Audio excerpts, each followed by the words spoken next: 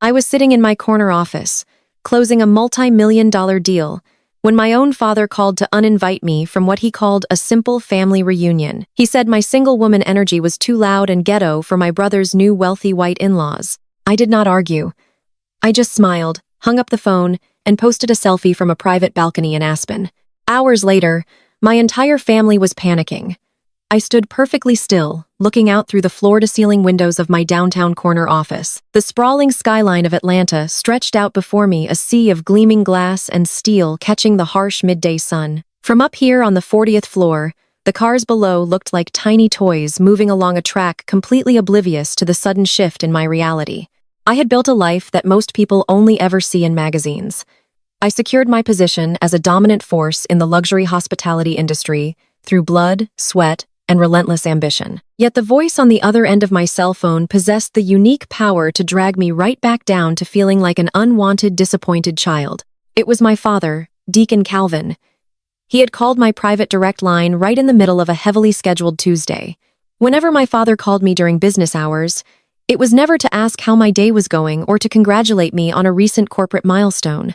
It was always to deliver an edict, a demand, or in this specific case, a brutal insult wrapped in the thin, deceptive guise of fatherly advice. The heavy silence on the line was thick with anticipation. I could hear the faint sound of a televised gospel choir playing in the background at his house, creating a bizarre and stark contrast to the absolute cruelty of the words he was preparing to hurl at me. He cleared his throat with that deep, authoritative rumble he usually reserved for standing behind the church pulpit on Sunday mornings. "It is just a reunion, Jada," he said.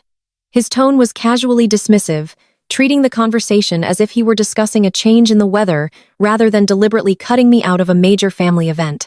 "And honestly, Ashley's family is coming. They are very refined. We do not want your loud, single-woman energy making things ghetto. You would not fit the aesthetic." The word ghetto hung in the air between us like thick, choking smoke.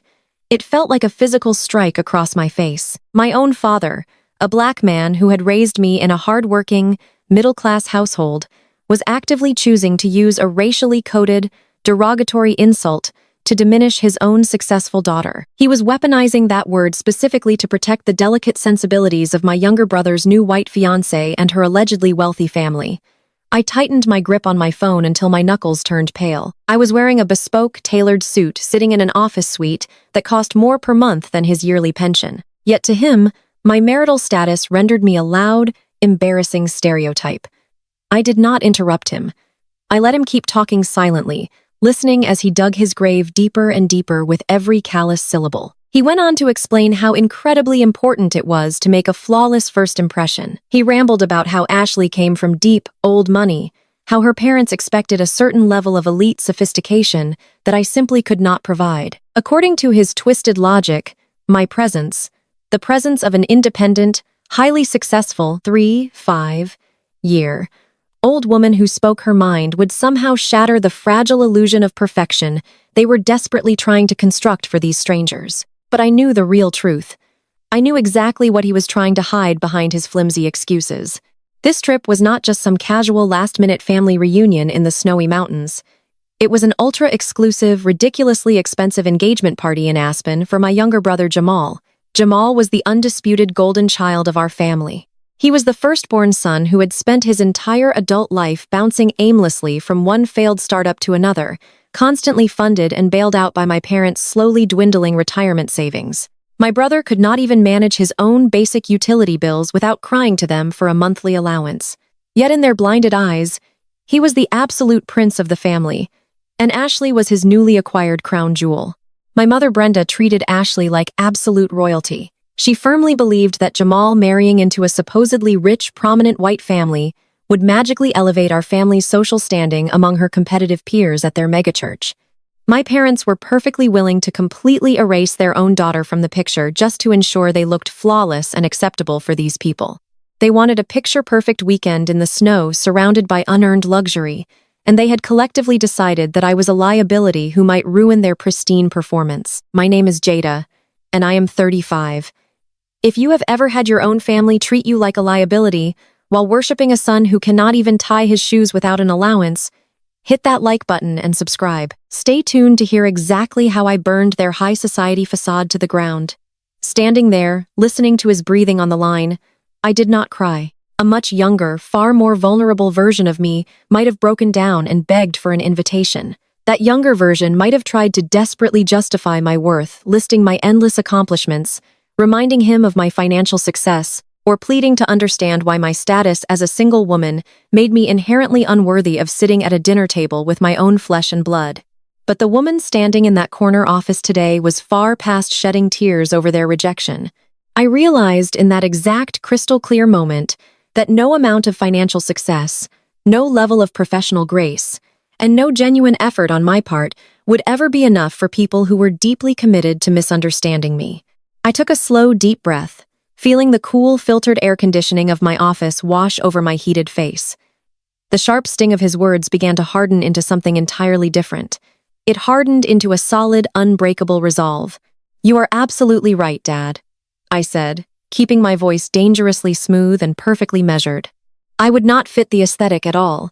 Have a wonderful trip." I pulled the phone away from my ear and pressed the end button before he could utter another self-righteous word. The silence that immediately filled my office was absolute and heavy. I walked slowly back to my massive mahogany desk and placed the phone face down on the polished glass surface. I did not scream in frustration. I did not throw my coffee mug the wall. Instead, a cold, fiercely calculated smile spread across my face. My father truly thought he was protecting his precious golden son and his fragile new in-laws from my supposed embarrassment. He honestly believed he was boxing me out of their glorious high-status weekend in the mountains. He had absolutely no idea that he had just willingly handed me the match to light their entire fake kingdom on fire. They wanted to play high society games. They wanted to exclude the daughter who actually knew how the elite world operated. They were about to learn a devastating, unforgettable lesson about what happens when you try to lock the owner out of her own house. The war had officially begun, and I was already holding all the winning cards. I grabbed my tailored blazer from the back of my chair and stepped out of my office. The heavy glass door clicked shut behind me, instantly sealing away the toxic energy of my father's phone call. I did not have the luxury of sitting around and wallowing in self-pity. I am the founder and chief executive officer of Apex Alpine, an elite luxury hospitality and private wealth management firm.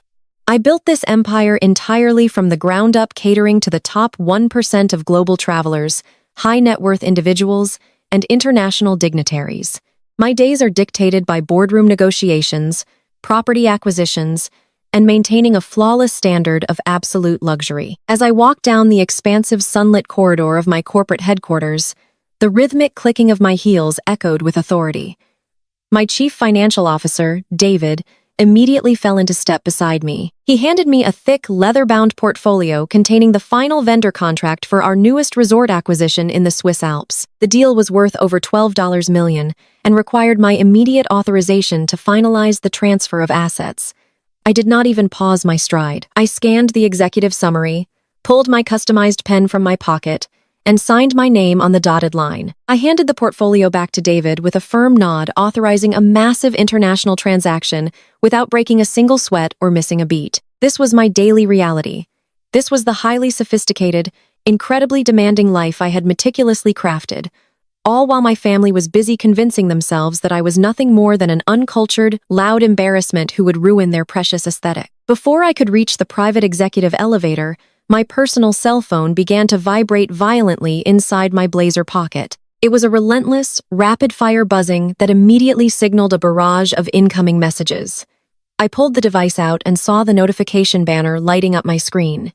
It was the family group chat. Normally, I kept this specific chat permanently on mute to protect my mental peace and maintain my sanity, but today, I needed to see exactly how they were spinning my supposed absence. I tapped the screen and opened the thread.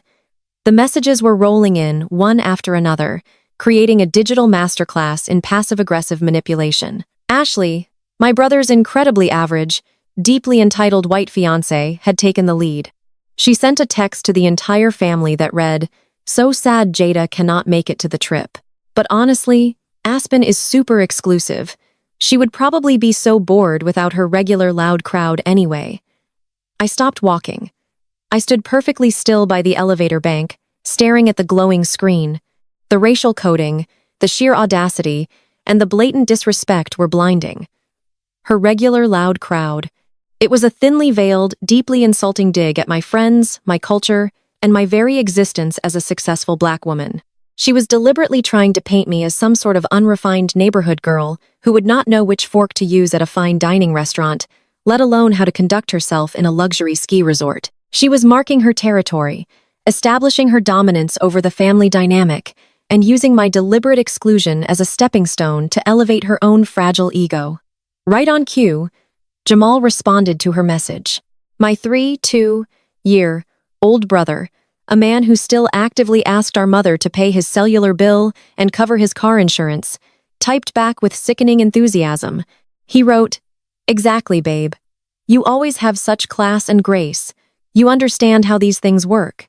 The sycophantic behavior made my stomach turn. He then followed it up with a public service announcement directed at the rest of our family. He instructed everyone, including our aging parents, to make sure they packed their absolute best tailored winter wear. He emphasized that Ashley's parents were accustomed to a very high standard of living, completely fabricating a narrative about their immense wealth. He told our parents that our family needed to look the part, so we did not embarrass his future in-laws. He actually typed the phrase, "We need to elevate our presentation so they know we belong in their world." My mother, Brenda, immediately chimed in. Instead of defending her only daughter, instead of questioning why her future daughter-in-law was speaking about me with such blatant disrespect, she responded with a series of prayer hands and heart emojis. She sent a long text thanking Ashley for her profound understanding and her Christian grace. It was a sickening, infuriating display of subservience. My parents were bending over backward, contorting their own identities, and eagerly sacrificing their own daughter just to make a mediocre woman feel vastly superior. They were so desperate to be accepted by Ashley's supposedly prestigious old money family that they were willing to swallow any insult thrown my way. I read the text in absolute silence. I did not type a furious paragraph defending my character. I did not list my 2 Ivy League degrees or send them a screenshot of my 8-figure investment portfolio. I did not point out that I had spent the last 5 years traveling the globe, dining with actual billionaires, and mastering the exact kind of luxury lifestyle they were currently pretending to understand. Reacting emotionally was exactly what they wanted. They wanted me to be the angry, loud, black woman they had already decided I was. They wanted me to lash out so they could point their fingers and say, "Look, we were right to exclude her. She is unstable and disruptive." I refused to give them that satisfaction. Let them think they had won. Let them revel in their imaginary superiority. Let Jamal pump up his chest and pretend he was the wealthy patriarch providing this grand experience. Let Ashley believe her presence had magically elevated our family out of the gutter. I simply locked my phone and slipped it back into my pocket as the elevator doors chimed and slid open. As the elevator descended to the ground floor, my thoughts drifted to the sheer hypocrisy of my mother's texts. Brenda was a woman who practically lived at our church, serving on every committee and judging everyone from the front pew. She preached endlessly about family unity and unconditional love. Yet she was the first person to eagerly participate in my exclusion. For my entire life, she had placed Jamal on a golden pedestal simply because he was born a boy. It did not matter that he had dropped out of 2 different colleges. It did not matter that his various business ventures always ended in silent bankruptcies that my parents quietly paid off to protect his fragile pride. In their eyes, he was the heir to our family name, the prince who could do no wrong. And now he had brought home Ashley. Ashley was the ultimate prize in my parents' deeply flawed respectability politics. She represented proximity to a world my parents had only ever seen on television. They were so desperate to be adjacent to her perceived status that they willingly became accomplices in my humiliation. They allowed a woman who had known our family for barely a year to dictate who was worthy of attending a family gathering. They allowed her to label me as loud and ghetto without a single word of correction. The elevator doors glided open, revealing the expansive marble-floored lobby of Alpine Building. The security guards immediately stood taller as I walked past. The front desk concierges offered warm, respectful greetings. "Good afternoon, Miss Williams," they echoed as I swept through the grand entrance. I returned their greetings with genuine smiles. Here in the empire I had built with my own hands, I was not a disappointment. I was not an embarrassment. I was the absolute authority. I climbed into the back of my waiting town car. The plush leather seats were a familiar comfort. As my driver navigated through the dense city traffic, my phone buzzed one more time. I pulled it out and glanced at the screen. It was another message from Ashley in the group chat. I hope you have a nice, quiet weekend at home, Jada. Maybe you can use the time to finally relax and recharge. The condescension was so thick it was almost tangible. She was practically patting Axe in the head, treating me like a petulant child who had been sent to her room while the adults went out to play. I stared at her text for a long, quiet moment. I did not block her. I did not leave the group chat. I wanted to keep the line of communication wide open. I needed a front row seat to their delusion so I could perfectly time their destruction. I typed a response, my thumbs flying across the digital keyboard with surgical precision. Do not worry about me, Ashley, I replied. I have a feeling this weekend is going to be incredibly entertaining for all of us. Have a safe flight. I hit send and locked the screen, tossing the phone onto the empty seat beside me. Let them interpret that however they wanted. Let them think I was backing down and accepting my place in the shadows. They were walking blindly into a world of wealth they could not even begin to fathom, completely oblivious to the fact that I held the master key to the very gates they were trying to lock me out of. The town car glided smoothly through the bustling Atlanta streets.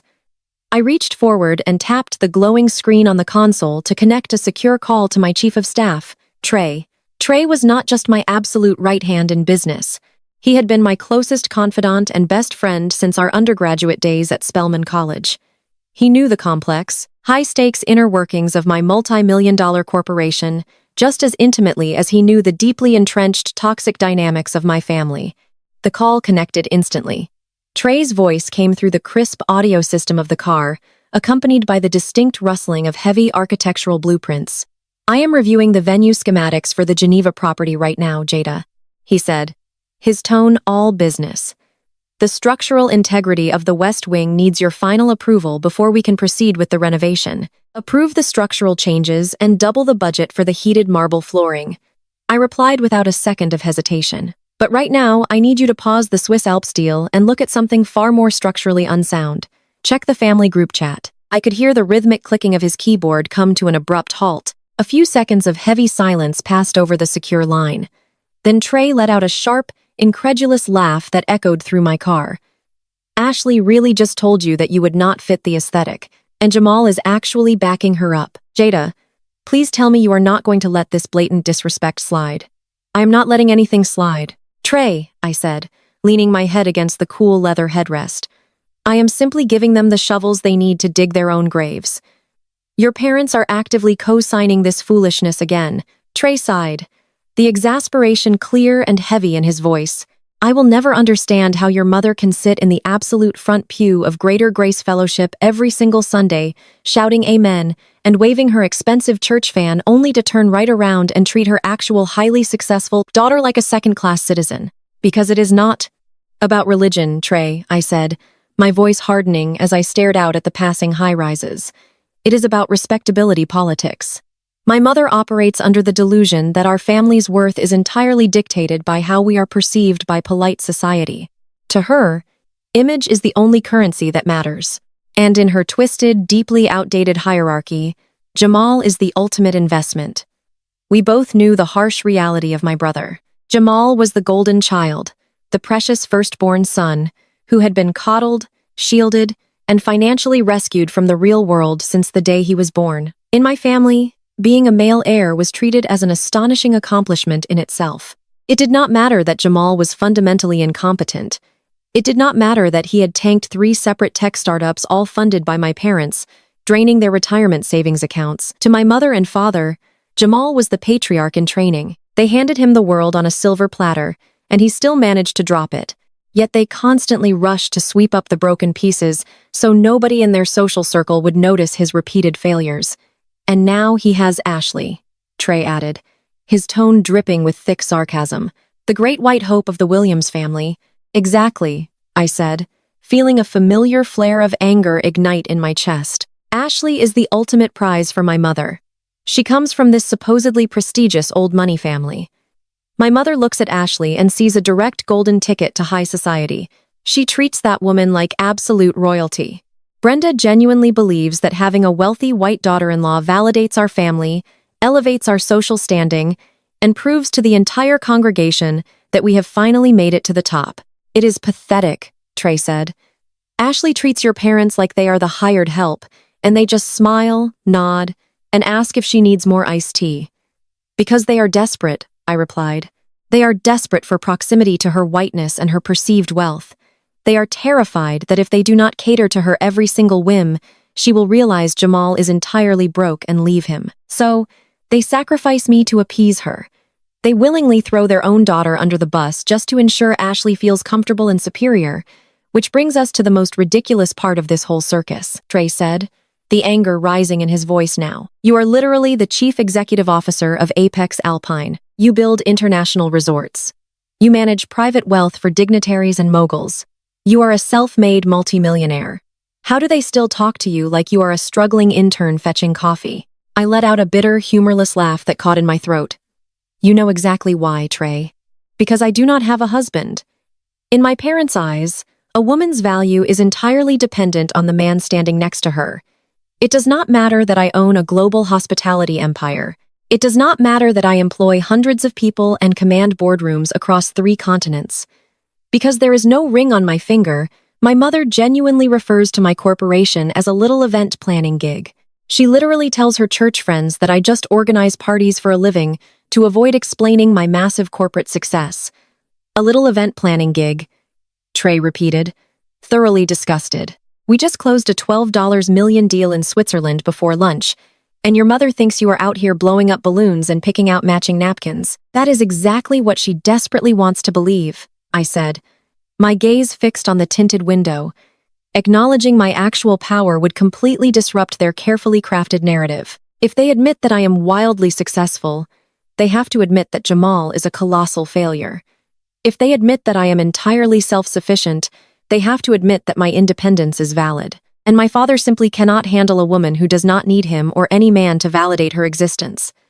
So, they diminish me. They call me loud. They call me ghetto. They reduce my corporate empire to a hobby so they can feel perfectly comfortable worshiping a son who still relies on them for gas money. Well, Trey said, the sound of paper shuffling returning to the background of the call. They are about to have a very harsh reality check in Aspen. Do you want me to cancel their reservations and end this right now?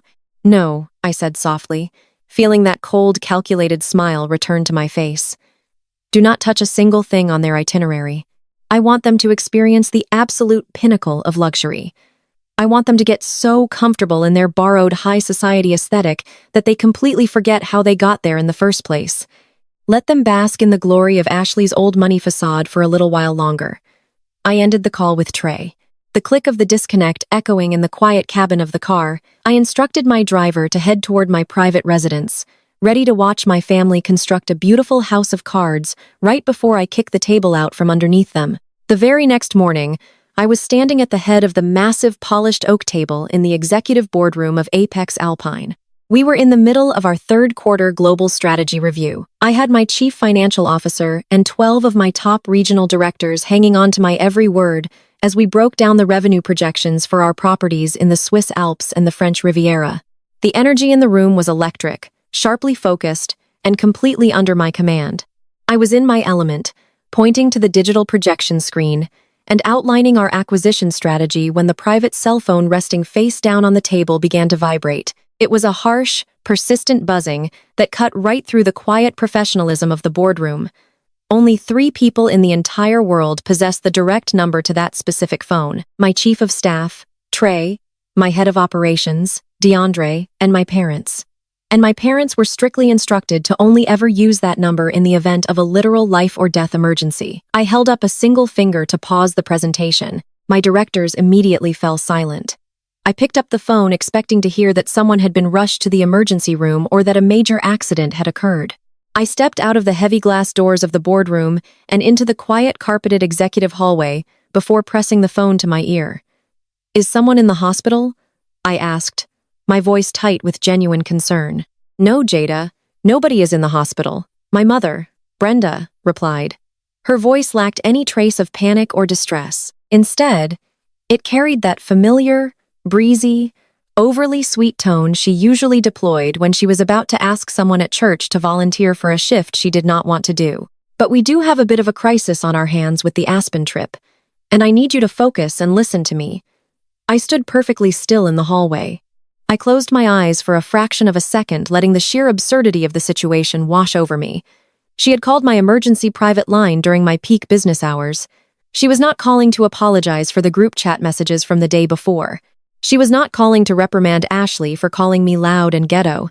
She was calling to talk about the very trip I had been explicitly and brutally uninvited from just 24 hours prior.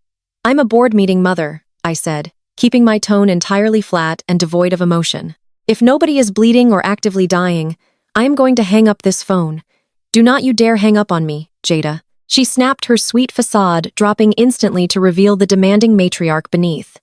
"This is about family. Since you are not flying out to Aspen this weekend, your father and I realized that you are saving a tremendous amount of money. You are not buying flights, you are not booking a hotel room, and you do not have to buy any new ski gear. So, your brother needs a favor from you." I leaned my shoulder against the cool glass wall of the corridor. "A favor," I repeated slowly, tasting the word. "Yes, a favor." Brenda continued her voice, speeding up as if talking faster would somehow make her request sound more reasonable. "The catering bill for the welcome dinner on Friday night is significantly higher than Jamal anticipated. It is $25,000. Ashley's parents have an incredibly exquisite palate, Jada. They regularly dine at Michelin star restaurants in Europe. We simply cannot serve them basic banquet food or some cheap buffet. We need the imported caviar, the Wagyu beef, the custom champagne pairings. We cannot look like regular folks in front of them. We have to show them that our family operates at their level. Jamal needs you to wire the $25,000 directly to his checking account by noon today so he can finalize the vendor payment." I pulled the phone away from my ear for a brief moment, just to stare at the screen and verify that this conversation was actually happening in reality. The unmitigated gall. The absolute breathtaking audacity of this woman. $25,000 was pocket change to me. I routinely approved floral arrangements for my resort lobbies that cost more than that. But the principle of the request was so deeply insulting it defied human logic.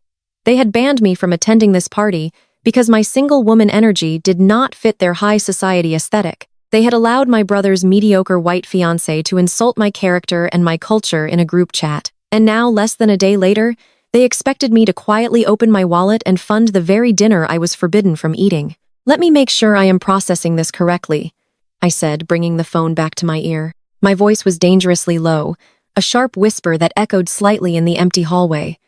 "You called my emergency line pulling me out of a corporate board meeting to demand that I wire $25,000 to Jamal. You want me to fully fund a luxury dinner party that you and Dad explicitly uninvited me from because my presence would embarrass Ashley's white parents. You want my black dollars to fund your aesthetic, but you do not want me in the room. You are twisting my words and being deliberately difficult." Brenda sighed, deploying her classic victim routine. "You are always so dramatic, Jada. It is for your brother. You know he is between major investments right now. His startup is just trying to get off the ground, and Ashley's family expects a certain standard of living. As his sister, it is your duty to help him secure his future. You have more money than you know what to do with anyway." "No," I said. The word was a hard, immovable wall. "Absolutely not. I will not give Jamal a single dime for this trip, and I will not be funding a performance for a family that disrespects me." I heard a sharp gasp on the other end of the line, followed by the sound of scuffling. Suddenly, the phone was yanked away and a deep, booming voice took over the receiver. It was my father, Calvin. He had clearly been listening in the background the entire time, waiting to step in and play the heavy-handed enforcer. "Who do you think you are raising your voice to?" Calvin demanded, his tone vibrating with righteous patriarchal fury. "Listen to me very carefully, little girl. You do not get to speak to your mother with that kind of disrespect." "I am not a little girl, Dad," I replied, my posture straightening. "I am a 5-year-old chief executive officer, and I said no." Calvin ignored my response entirely, launching right into his favorite weapon of choice. He used the exact brand of religious manipulation and respectability politics he had honed over decades as a church deacon. "We sacrificed everything to raise you, Jada," he barked. "We put clothes on your back. We raised you in the church. We taught you the value of family. And this is how you repay us. By hoarding your money out of spite while your brother is trying to establish his legacy. You are letting your petty, childish jealousy ruin your brother's engagement because you cannot handle the fact that he is moving up in the world." He did not stop there. He knew exactly where to aim the knife to inflict what he believed would be the maximum amount of psychological damage. He went straight for the societal insecurity he assumed I carried. This attitude right here is exactly why you are 35 years old and sitting in an empty house every single night. Calvin spat his words, dripping with venom. You have a selfish, ungodly spirit. You care more about your bank account and your pride than you do about your own blood. No man is ever going to want a woman who operates with such a bitter, unyielding heart. You do not know how to submit. You do not know how to serve your family. And until you prey on your arrogance, you are going to remain entirely alone. He waited for a reaction. He wanted me to break down. He wanted me to cry, to apologize, to desperately wire the $25,000 just to prove to him that I was a good daughter who deserved his love. He wanted to break my spirit so completely that I would happily finance my own exclusion just to earn a crumb of his validation. I stood in the hallway looking through the glass walls into the boardroom, where my executive team was patiently waiting for my return. I looked at the multi-million-dollar projections on the screen. I looked at the empire I had built through my own sheer brilliance, late nights, and unyielding determination. I did not need a husband to validate my existence, and I certainly did not need my father's toxic, conditional approval. I took a slow, measured breath, keeping my heart rate perfectly steady. I will be sure to bring all of those highly constructive points up in my next prayer, I said, my voice dripping with absolute ice. Have a blessed trip, Deacon. I pressed the red button and ended the call, instantly cutting off whatever furious response he was preparing to unleash. I did not block their numbers. I wanted the lines open for the impending fallout. I took 2 seconds to smooth the lapels of my tailored suit, squared my shoulders, and pushed the heavy glass door open, walking right back into my boardroom. I took my place at the head of the table, looking at my quiet, attentive executives. My apologies for the delay, I said, picking up my laser pointer with a completely steady hand. Let us get back to the Swiss Alps acquisition. After the board meeting successfully concluded, I retreated to the absolute sanctuary of my private corner office. The Swiss Alps deal was officially closed and finalized, yet my mind refused to settle into its usual rhythm of accomplishment. A nagging, persistent mathematical discrepancy kept scratching at the back of my brain, completely disrupting my focus. It was not a corporate accounting error or a miscalculated vendor contract. It was the fundamental reality of my parents' personal finances. I am a private wealth manager for global elites. I detect financial inconsistencies and spot fraudulent asset inflation for a living, and the math surrounding this sudden Aspen excursion simply was not adding up. My father is a church deacon who reluctantly retired from a mid-level warehouse management position 5 years ago. My mother has not worked a single day since the late 90s, choosing instead to make church auxiliary meetings and gossiping her full-time career. Yet according to the group chat, they were flying first class to Colorado. They were buying custom-tailored winter wear. They were casually discussing $25,000 catering bills and booking luxury accommodations for Ashley's notoriously picky white parents. Jamal certainly was not funding this extravagant trip.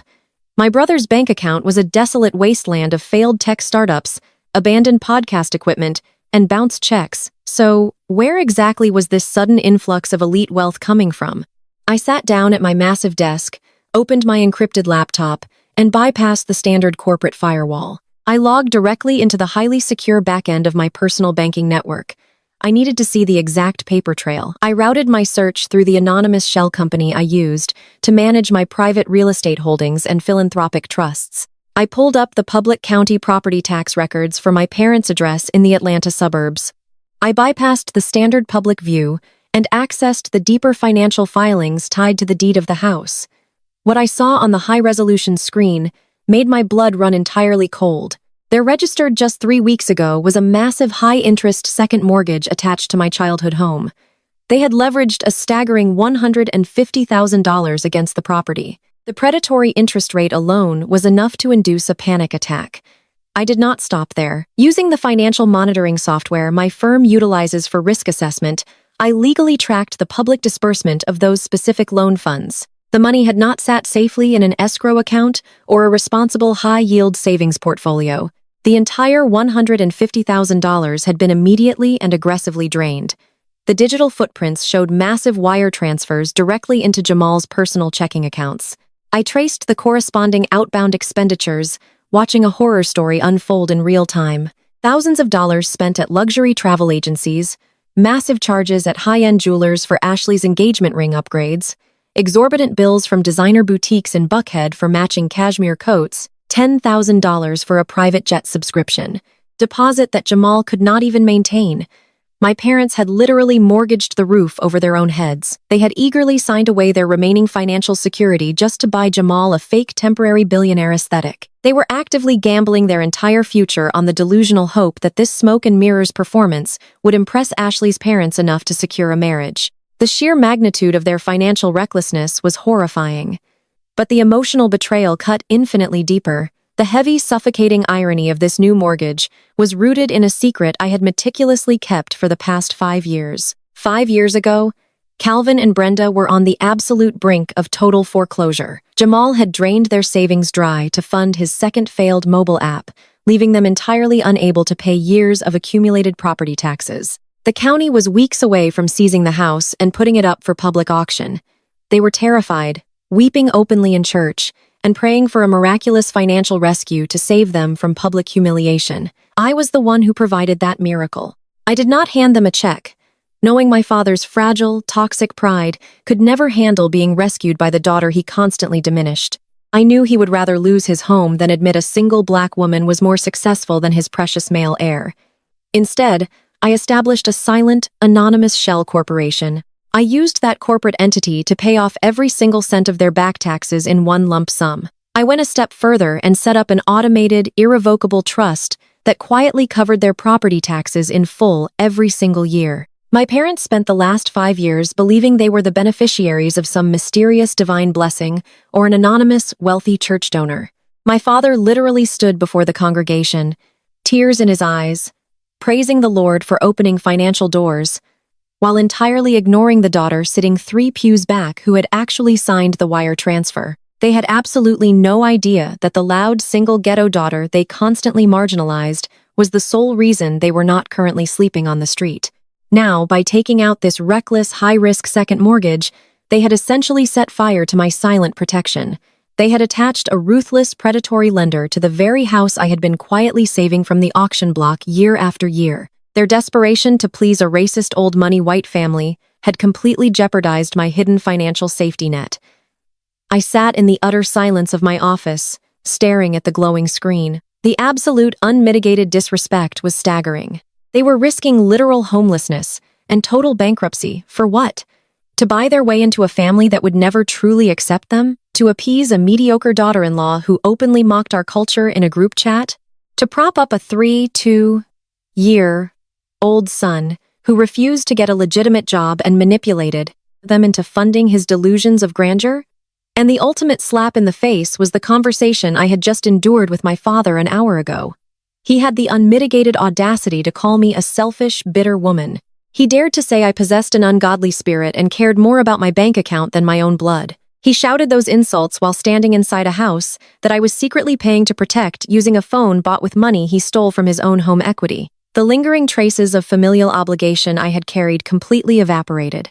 The last fragile thread tying me to their toxic ecosystem snapped, leaving behind nothing but cold, executing precision. I realized in that exact moment that I could not save people who were deeply, passionately committed to their own destruction.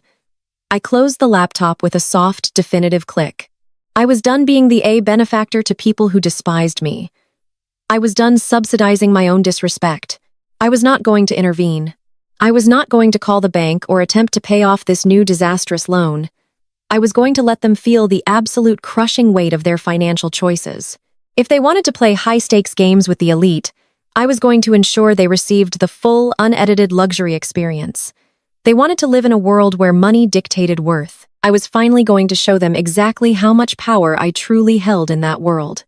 DeAndre stepped into my office, the heavy glass door sealing silently behind him. As my head of operations, he was one of the few people allowed to bypass my executive assistant when the situation required immediate action. He moved with the crisp, relentless efficiency that I demanded from everyone in my inner circle. He did not offer a polite greeting or waste time asking how my morning was going. Instead, he dropped a thick, matte black portfolio directly in the center of my desk. "I need your final authorization on the VIP weekend dossier," DeAndre said, tapping the leather cover with his index finger. The flagship property was booked a few weeks ago, but the security deposit requirement just flagged in the system for a secondary executive review because the requested incidentals exceed our standard tier thresholds. Compliance requires your direct signature before we issue the final security clearance to the local concierge team. I pulled the portfolio toward me, the smooth leather cool against my fingertips. The flagship property he was referring to was not just another high-end vacation rental in our corporate catalog. It was the Obsidian Chalet. The Obsidian Chalet was my absolute pride and joy, the undisputed crown jewel of the apex Alpine Empire. It was a $20 million architectural masterpiece carved directly into the unforgiving side of Ajax Mountain in Aspen. I had personally overseen every single square inch of its design and construction. I selected the imported black marble for the heated floors. I designed the indoor hot springs that overlooked the snowy cliffs. I authorized the construction of the private temperature-controlled funicular that transported guests directly from the property to the elite ski trails. It was a fortress of extreme, unapologetic wealth designed exclusively to cater to billionaires, international royalty, and high-net-worth moguls who demanded absolute privacy and unmatched luxury. Booking the Obsidian Chalet was not something a person could simply do on a public website. It required an extensive vetting process, a background check, and an invitation code. The security deposit alone was $50,000. I flipped open the heavy cover dossier and began to scan the crisp printed logistics sheets. The demands were staggering, even by our elite standards. The primary guest had requested a full staff, including a private Michelin-trained chef, an on-call masseuse, a fleet of armored black SUVs for town transport, and a fully stocked wine cellar featuring vintage Dom Perignon. The sheer scale of the requested amenities screamed of someone desperately trying to project an image of limitless, unbothered wealth. I turned the page to review. Our corporate protocol mandates that every single individual stepping foot onto our flagship properties must be fully documented and cleared by our private security team prior to arrival. I looked at the bold printed name at the top of the reservation contract, William Kensington. I stared at the name, my eyes locking onto the black ink. I knew that name perfectly well. William Kensington was Ashley's father. He was the supposedly prestigious old money patriarch my parents were currently bankrupting themselves to impress. My heart gave a strange, powerful kick against my ribs. I immediately dragged my finger across the page to check the dates of the reservation. Arrival this Friday morning, departure on Monday afternoon. They aligned down to the exact hour with the so-called family reunion engagement party. I quickly flipped to the security manifest page, scanning the list of registered guests cleared for entry onto the estate. There, printed in neat alphabetical order, was the entire cast of characters. William Kensington, his wife Patricia Kensington, Ashley Kensington, Jamal Williams, Calvin Williams, Brenda Williams. I stopped breathing for a fraction of a second. The silence in my office suddenly felt deafening, broken only by the faint, rhythmic ticking of the designer clock on my wall. They did not just rent some random upscale log cabin in the mountains. They did not just book a nice suite at a luxury hotel. My parents, my golden child brother, and Ashley's incredibly pretentious white family had unknowingly booked my house. They had secured a reservation at the exact flagship property I owned, built, and managed. The sheer astronomical irony of the situation washed over me in a massive wave. It was so perfectly poetic that it almost felt orchestrated by a higher power. Just 24 hours ago, my father had called me on the phone to explicitly ban me from this trip. He had confidently told me that my loud, single-woman energy would make their gathering look ghetto. He had insisted that I would completely ruin the high society aesthetic they were so desperately trying to maintain for Ashley's refined family. Yet, here they were actively paying top dollar to exist inside an aesthetic that I had personally created. They were going to walk through towering glass doors that I purchased. They were going to sleep on custom Italian silk sheets that I selected. They were going to breathe air that was filtered by a state-of-the-art HVAC system I approved. They were stepping directly into the absolute center of my kingdom, completely oblivious to the fact that the faceless multi-million-dollar luxury corporation they were renting from was owned entirely by the daughter they had deemed too embarrassing to invite. I let out a slow, deep breath, staring down at the names on the paper. I thought about my mother draining the equity from her home just to help fund this illusion. I thought about Jamal puffing out his chest, pretending to be a wildly successful entrepreneur while walking the halls of my estate. I thought about Ashley, the woman who had mocked me in a group chat just yesterday, kicking off her snow boots by a massive stone fireplace that my money had built. DeAndre shifted his weight, his sharp eyes studying my face. He had worked with me long enough to recognize the subtle shifts in my demeanor. "Is there an issue with the Kensington booking?" "Jada," he asked, his voice low and serious. Security ran the standard background checks on all the individuals listed on the manifest. No criminal flags were triggered, but the financial verification on the primary deposit did require a manual override due to the routing structure. "If you are not comfortable with the risk profile of this specific party, I can have the concierge team revoke the clearance and terminate the contract right now." I looked up from the dossier and met DeAndre's gaze. A slow, incredibly smile began to curve at the corners of my mouth. The kind of smile a predator makes right before the trap snaps completely shut on its prey. "No, DeAndre," I said, my voice barely above a whisper, yet humming with absolute undeniable power. "There is no issue at all. In fact, this is the most flawless booking we have secured all quarter." I reached for my heavy gold pen resting beside my keyboard. I did not hesitate. I pressed the nib to the thick paper and signed my name with sweeping aggressive strokes on the final authorization line, officially granting my family and their parasitic guests full unrestricted access to the Obsidian Chalet. I closed the portfolio and slid it back across the desk toward him. "Process the authorization immediately," I instructed, leaning back in my leather executive chair. "But I need to see the billing profile they used to secure the initial $50,000 deposit. Pull up the exact corporate code and the payment method currently on file for this specific reservation. Bring it to me right now."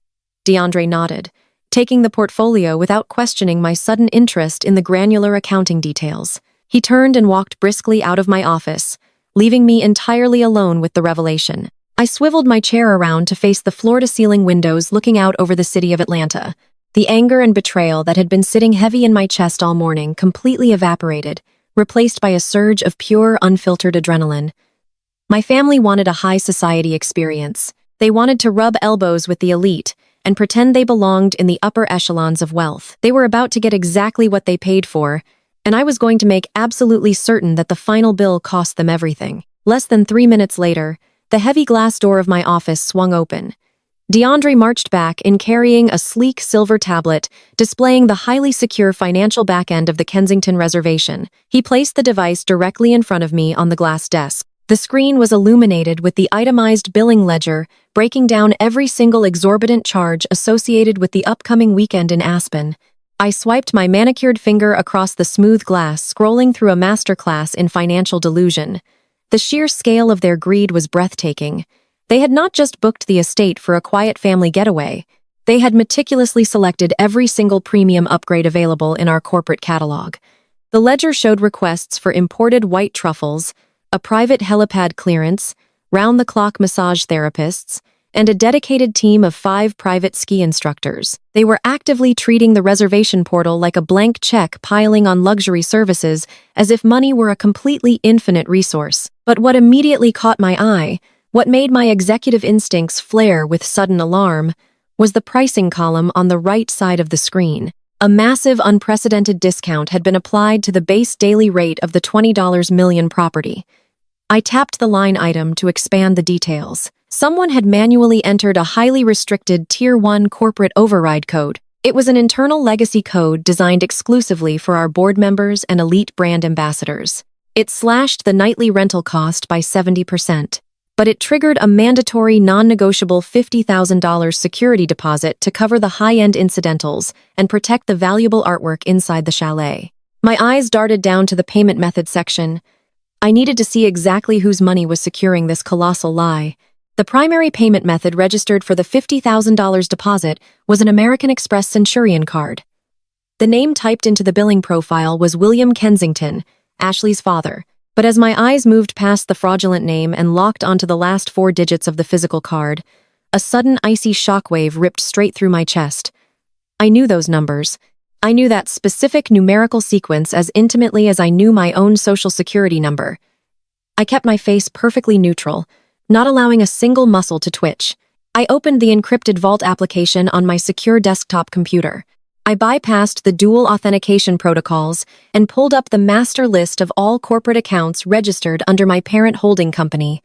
I scrolled past the active operational accounts and clicked on the dormant reserve files. I cross-referenced the digits on DeAndre's tablet with the database. It was a perfect, indisputable match. The credit card being used to secure the Obsidian Chalet did not belong to William Kensington. It belonged to an old, highly secured business account registered under a private LLC that I completely controlled. It was an emergency corporate reserve card issued directly in my name with a spending limit that stretched well into the seven figures. My mind instantly snapped back to the fourth Thursday of November last year, Thanksgiving dinner at my parents' cramped suburban home. The air had been thick with the smell of roasted turkey and the sound of my mother loudly praising Jamal for his latest, entirely fabricated tech venture. I had arrived straight from the airport after closing a deal in London, carrying my heavy leather travel tote. I had placed my bag in the guest bedroom, tossed my coat on the bed, and walked into the kitchen to greet my family. I vividly remembered walking back down the hallway an hour later to grab my phone charger.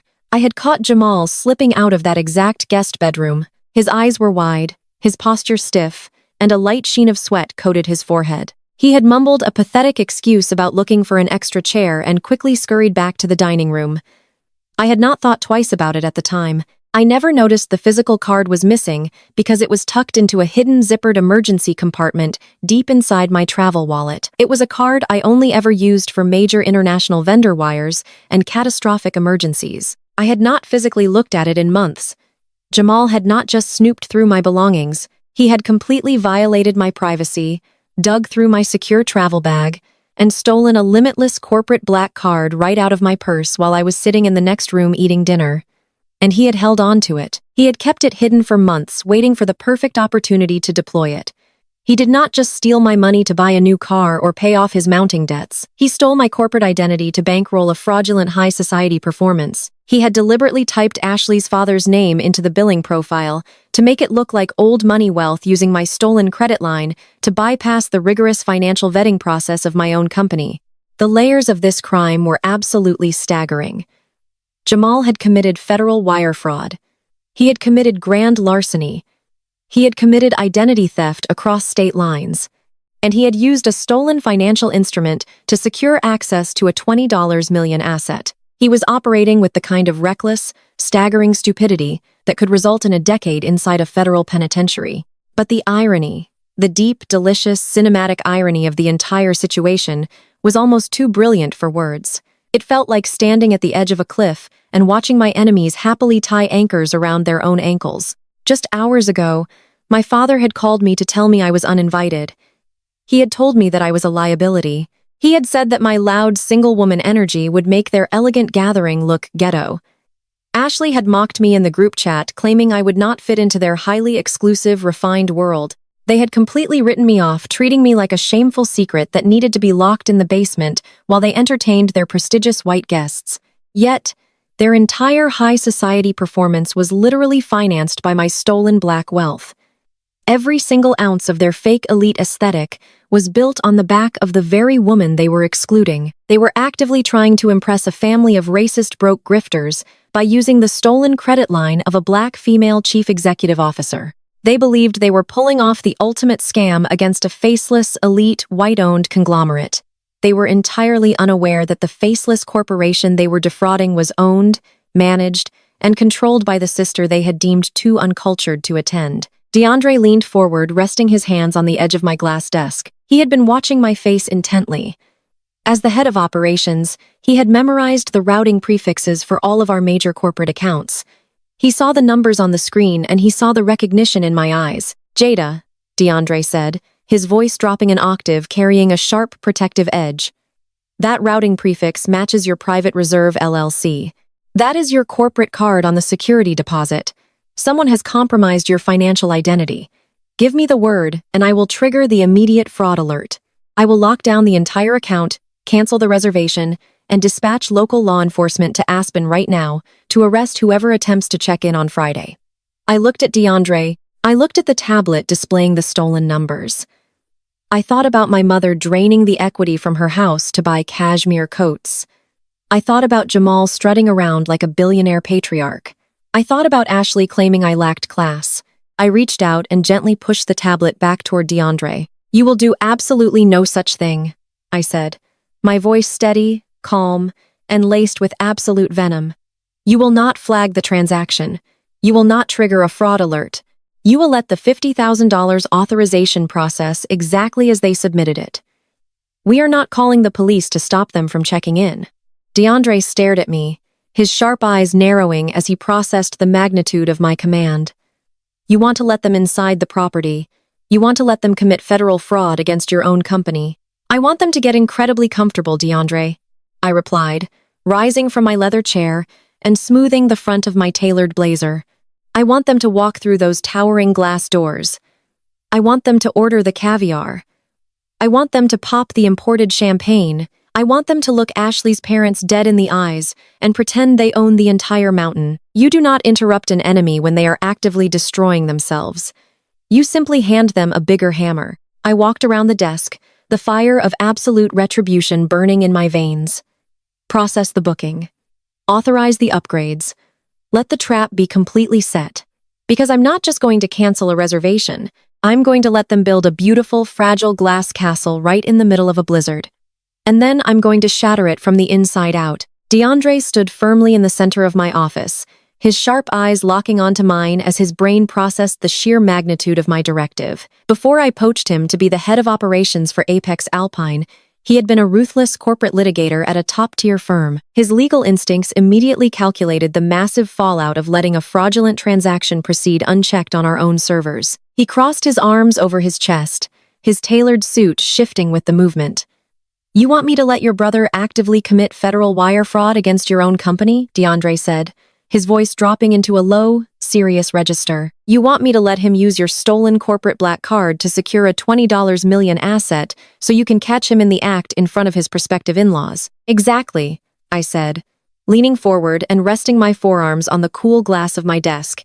If we cancel the card right now, Jamal will simply play the eternal victim. He will call our parents and tell them his bank made an administrative error. He will spin a pathetic lie about a frozen account or a wire transfer delay. My father will blindly believe him, and my mother will probably blame the banking system for being racially biased against young black male entrepreneurs. They will find some other way to scrape together a mediocre dinner, and Ashley's pompous parents will never see the truth. I am not giving my family an exit strategy. I am not giving them a convenient excuse to save face. I walked over to the massive digital smartboard mounted on my office wall and brought up the property management dashboard for the Obsidian Chalet. The screen illuminated with the breathtaking images of the estate, showcasing the dark stone architecture, the heated infinity pool overlooking the snowy cliffs, and the grand dining hall. We are going to give them enough rope to hang themselves, their fake high society aesthetic, and this entire fraudulent wedding, I said, tapping the screen to open the reservation details. I turned back to DeAndre. Do not just process the booking. I want you to actively upgrade them. DeAndre raised a single eyebrow, a slow, deeply appreciative smile spreading across his face. He understood exactly what kind of psychological warfare I was engaging in. Upgrade them to what? He asked. They already requested the platinum tier services. Push them to the diamond tier. I instructed, my voice crisp and commanding. I want the local Aspen concierge team to treat William Kensington and Jamal Williams like they are visiting heads of state. When they arrive at the private airstrip, I want a fleet of our armored black SUVs waiting on the tarmac. When they walk through the heavy front doors of the chalet, I want them greeted with towering trays of imported beluga caviar and our most expensive vintage champagne. I walked back to my desk and picked up my tablet, actively authorizing a massive extension on the security deposit hold. Tell the staff to say yes to absolutely everything. If Ashley wants to book a private ski instructor for the entire weekend, approve it immediately. If her parents want to schedule in-suite hot stone massages with our premium therapists, confirm the appointments without hesitation. If Jamal decides he wants to host a private whiskey tasting featuring bottles that cost $5,000 a pour, pop the corks and pour the drinks. I wanted them to become completely intoxicated by the luxury. I wanted my parents to sit by the massive stone fireplace, wrapped in cashmere throws, believing that their golden son had finally delivered the billionaire lifestyle he had been promising them for a decade. I wanted Ashley's broke, grifting parents to gorge themselves on my dime, entirely convinced that they had successfully married their mediocre daughter into immense generational wealth. Let them rack up thousands of dollars in incidental charges. I continued feeling the absolute intoxicating power of the trap locking firmly into place. Let the bill run sky high. Let them order the truffles. Let them book the private helicopter tours over the mountain peaks. Every single time they ask for something, the staff is to smile, nod, and charge it directly to that stolen credit card profile. Place a silent override on the payment gateway so the card does not flag for fraud until I give the manual command. I want that final bill to look like a phone number. DeAndre typed rapidly on his secure tablet, overriding the system limits and setting the financial snare exactly to my specifications. The staff in Aspen will be briefed within the hour, he confirmed. They will not know the true identities of the guests or your relation to them. They will only know that these individuals are high-profile targets authorized by corporate to receive unrestricted service. The trap is officially set, Jada. Excellent, I said, grabbing my suit jacket. Now clear my schedule for the rest of the week. I have a family reunion to attend. I left the corporate headquarters with a fierce, burning energy coursing through my veins. My driver navigated my sleek town car back to my primary residence, a sprawling multi-level penthouse overlooking the entire city of Atlanta. I walked through the heavy double doors and headed straight for my custom walk-in closet. I did not pack a standard weekend bag. I was packing for a highly specific tactical execution. If my father wanted to explicitly exclude me because I did not fit their delicate high society aesthetic, I was going to show up looking like I owned the entire mountain, which, legally speaking, I did. I pulled out my designer travel trunks and began selecting my winter wardrobe with ruthless precision. I bypassed the standard ski gear and reached for the absolute top-tier pieces in my collection. I pulled down a stunning, pristine white Moncler ski suit that retailed for over $4,000. It was sleek, unapologetically luxurious, and commanded immediate attention. I paired it with custom-fitted thermal layers, shearling-lined boots, and a collection of subtle but blindingly expensive diamond jewelry. I packed my vintage sunglasses and a statement fur-trimmed coat that screamed old money power. My phone buzzed constantly on the marble vanity counter as I packed. The family group chat was still highly active. Brenda was posting prayer hands, publicly thanking God for the incredible financial blessings raining down on Jamal. Jamal had the unmitigated audacity to post a motivational quote about the hustle and grind paying off, while literally stealing from his own sister. Ashley was sending pictures of her packing her bags, bragging about the designer outfits she planned to wear to the welcome dinner. I ignored all of them. Their digital arrogance was just fuel for the fire I was preparing to light. Within 2 hours, I was fully packed and stepping out onto the private tarmac of the regional executive airport. The freezing evening wind whipped around me as I walked toward the waiting Gulfstream plane, one of the primary jets in the Apex Alpine corporate fleet. The flight crew stood at attention near the gleaming white stairs, offering warm, respectful greetings as I approached. "Good evening, Miss Williams," the lead flight attendant said, taking my heavy leather travel tote. "We have your preferred dinner ready, and we are cleared for a direct flight to Aspen. Flight time will be just under 4 hours. "Thank you, Claire," I replied, stepping into the luxurious mahogany-lined cabin of the private jet.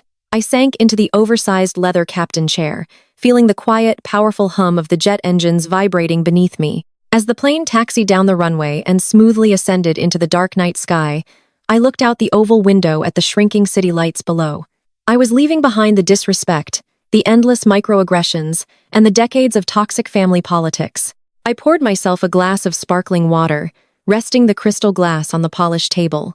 My family thought they had successfully locked me out of the most important weekend of their lives.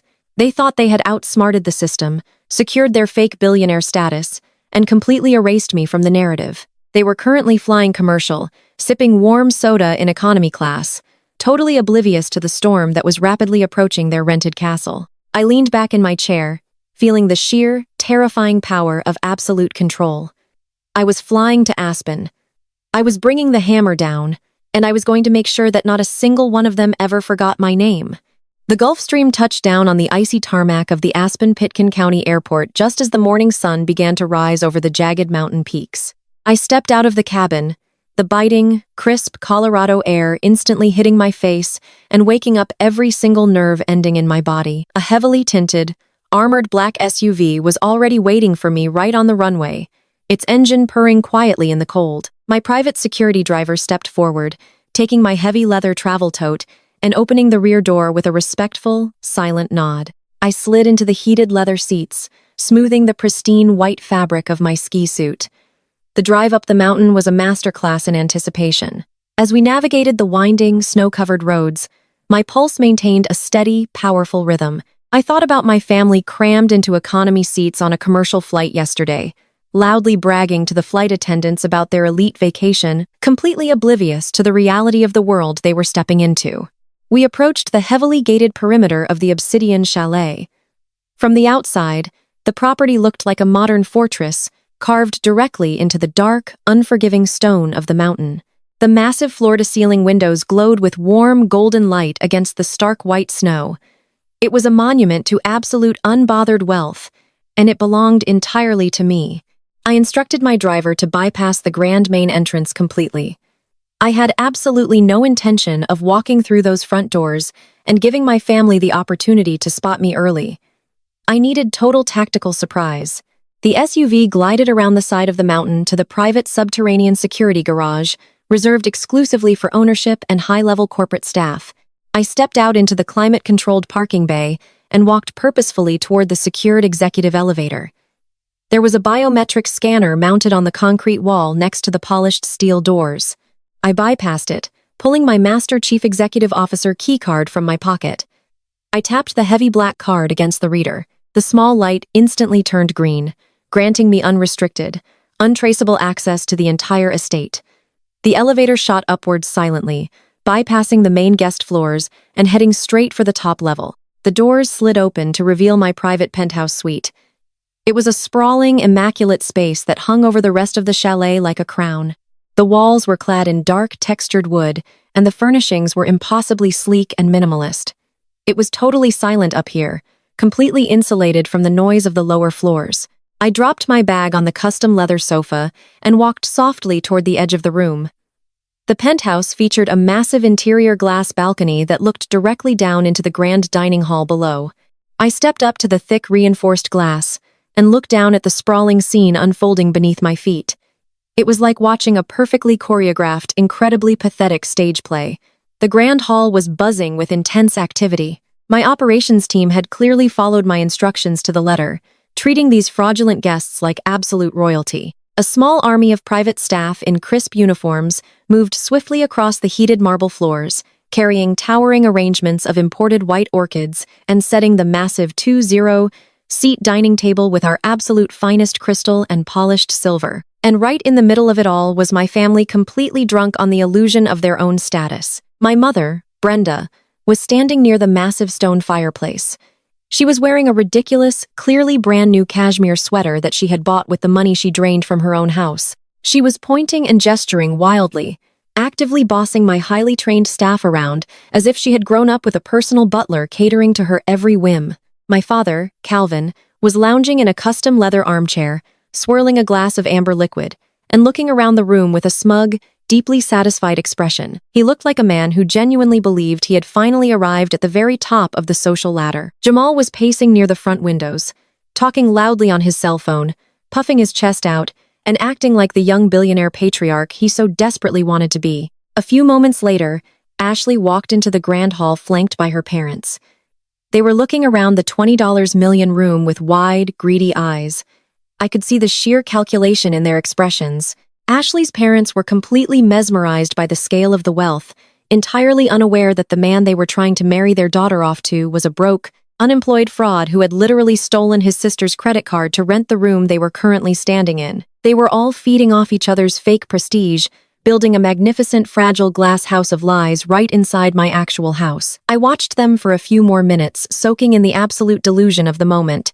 Then I turned away from the interior glass and walked toward the heavy sliding doors that led out to my private exterior balcony.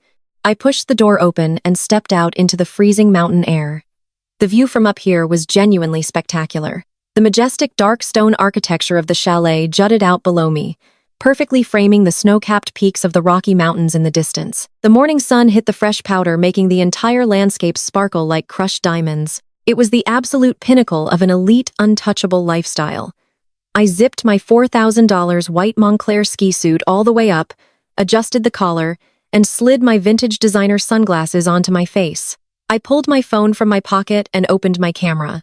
I angled the lens to perfectly capture my flawless outfit, the distinct architectural overhang of the chalet balcony, and the towering mountains directly behind me. The framing was undeniable. Anyone who had spent even 5 minutes looking at the exterior of this property would instantly know exactly where I was standing. I snapped the picture. I did not need filters or heavy edits. The raw, unfiltered reality of my powerful presence was more than enough.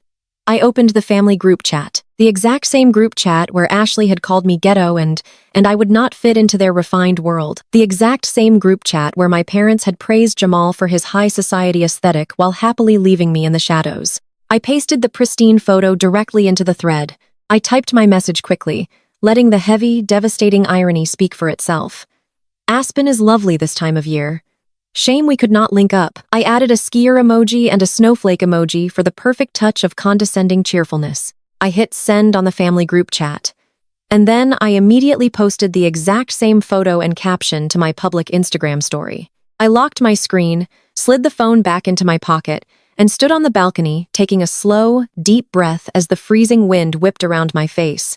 The bait was officially in the water. The countdown had begun, and the trap was ready to violently snap shut.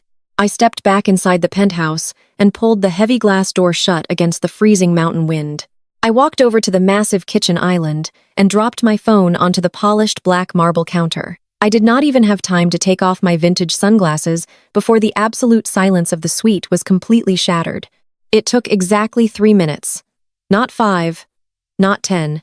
3 minutes for the digital bomb to detonate across the family group chat. My phone began to vibrate with such intense and violent frequency that it actually rattled across the slick marble surface, threatening to launch itself onto the hardwood floor. The screen lit up and flashed continuously with a relentless barrage of notifications. It was a beautiful and chaotic symphony of absolute panic. I casually unzipped my ski jacket, poured myself a glass of sparkling water from the minibar, and walked back over to the counter. I leaned over the phone watching the caller ID flash wildly between my mother, my father, and my brother. They were calling back to back, frantically trying to intercept me, desperate to contain the sudden and unpredictable variable I had just introduced into their perfectly curated weekend. I let every single call go straight to voicemail. I wanted them to sit in the unbearable agony of the unknown, sweating in their expensive stolen clothes while they tried to figure out how the daughter they discarded had managed to find them. When the incoming calls finally stopped, the text messages began pouring in like a desperate avalanche. I picked up the device, swiped open the screen, and tapped on the family thread to read the damage. My mother, Brenda, had immediately abandoned her sweet, pious church lady persona. Her texts were frantic, littered with typos that betrayed her rapidly escalating heart rate. She demanded to know my exact location. She typed, "Jada, where are you right now? You are supposed to be in Atlanta. Why are you in Colorado?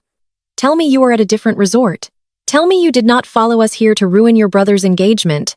My father, Calvin, chimed in right after her, his messages dripping with his usual aggressive patriarchal authority. He commanded me to answer the phone immediately.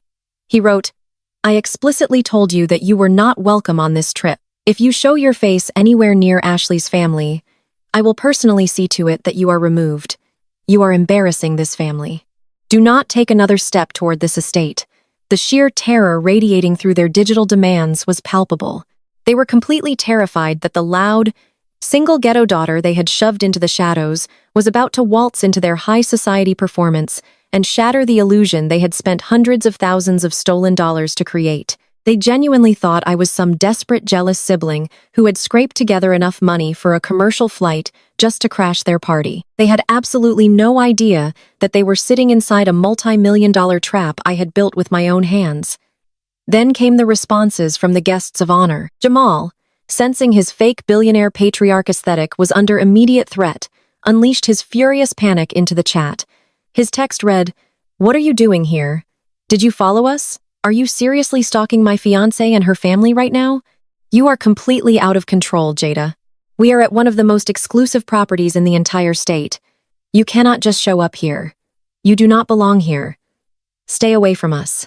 It was incredibly amusing watching a 32-year-old man who still needed my parents to pay his car insurance try to lecture a self-made chief executive officer about what luxury spaces she belonged in. But the absolute crowning jewel of the group chat meltdown came from Ashley.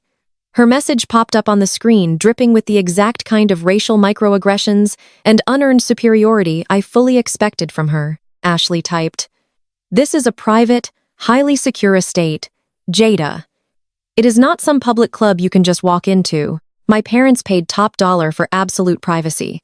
Security is going to arrest you if you try to step foot on these grounds. You are so ghetto and completely obsessed with us. Please get some professional help and leave my family alone." I read Ashley's message twice, letting the sheer breathtaking audacity of her words sink in. She was sitting in my living room eating premium caviar paid for by my stolen credit card, actively threatening me with my own security team. She was attempting to weaponize the exclusivity of my own property against me. She genuinely believed her proximity to whiteness and her fabricated old money status made her untouchable. She thought she could snap her fingers and have the hired help throw me out into the snow like a common trespasser. The staggering level of entitlement required to call a black woman ghetto while literally squatting in her $20 million home was a level of delusion I could barely comprehend. My family had empowered this mediocre woman to speak to me with absolute contempt, prioritizing her comfort over my dignity. They had armed her with stolen wealth and told her she was a queen. I could have written a novel in response. I could have typed a massive, furious paragraph completely dissecting their financial ruin. I could have attached the official property deed directly into the group chat and watched their brains short-circuit in real time. I could have humiliated Jamal by exposing his stolen credit card scheme right then and there, tagging the local police department in the chat for good measure. But typing a long emotional defense was exactly what they expected from the bitter, jealous sister they had created in their minds.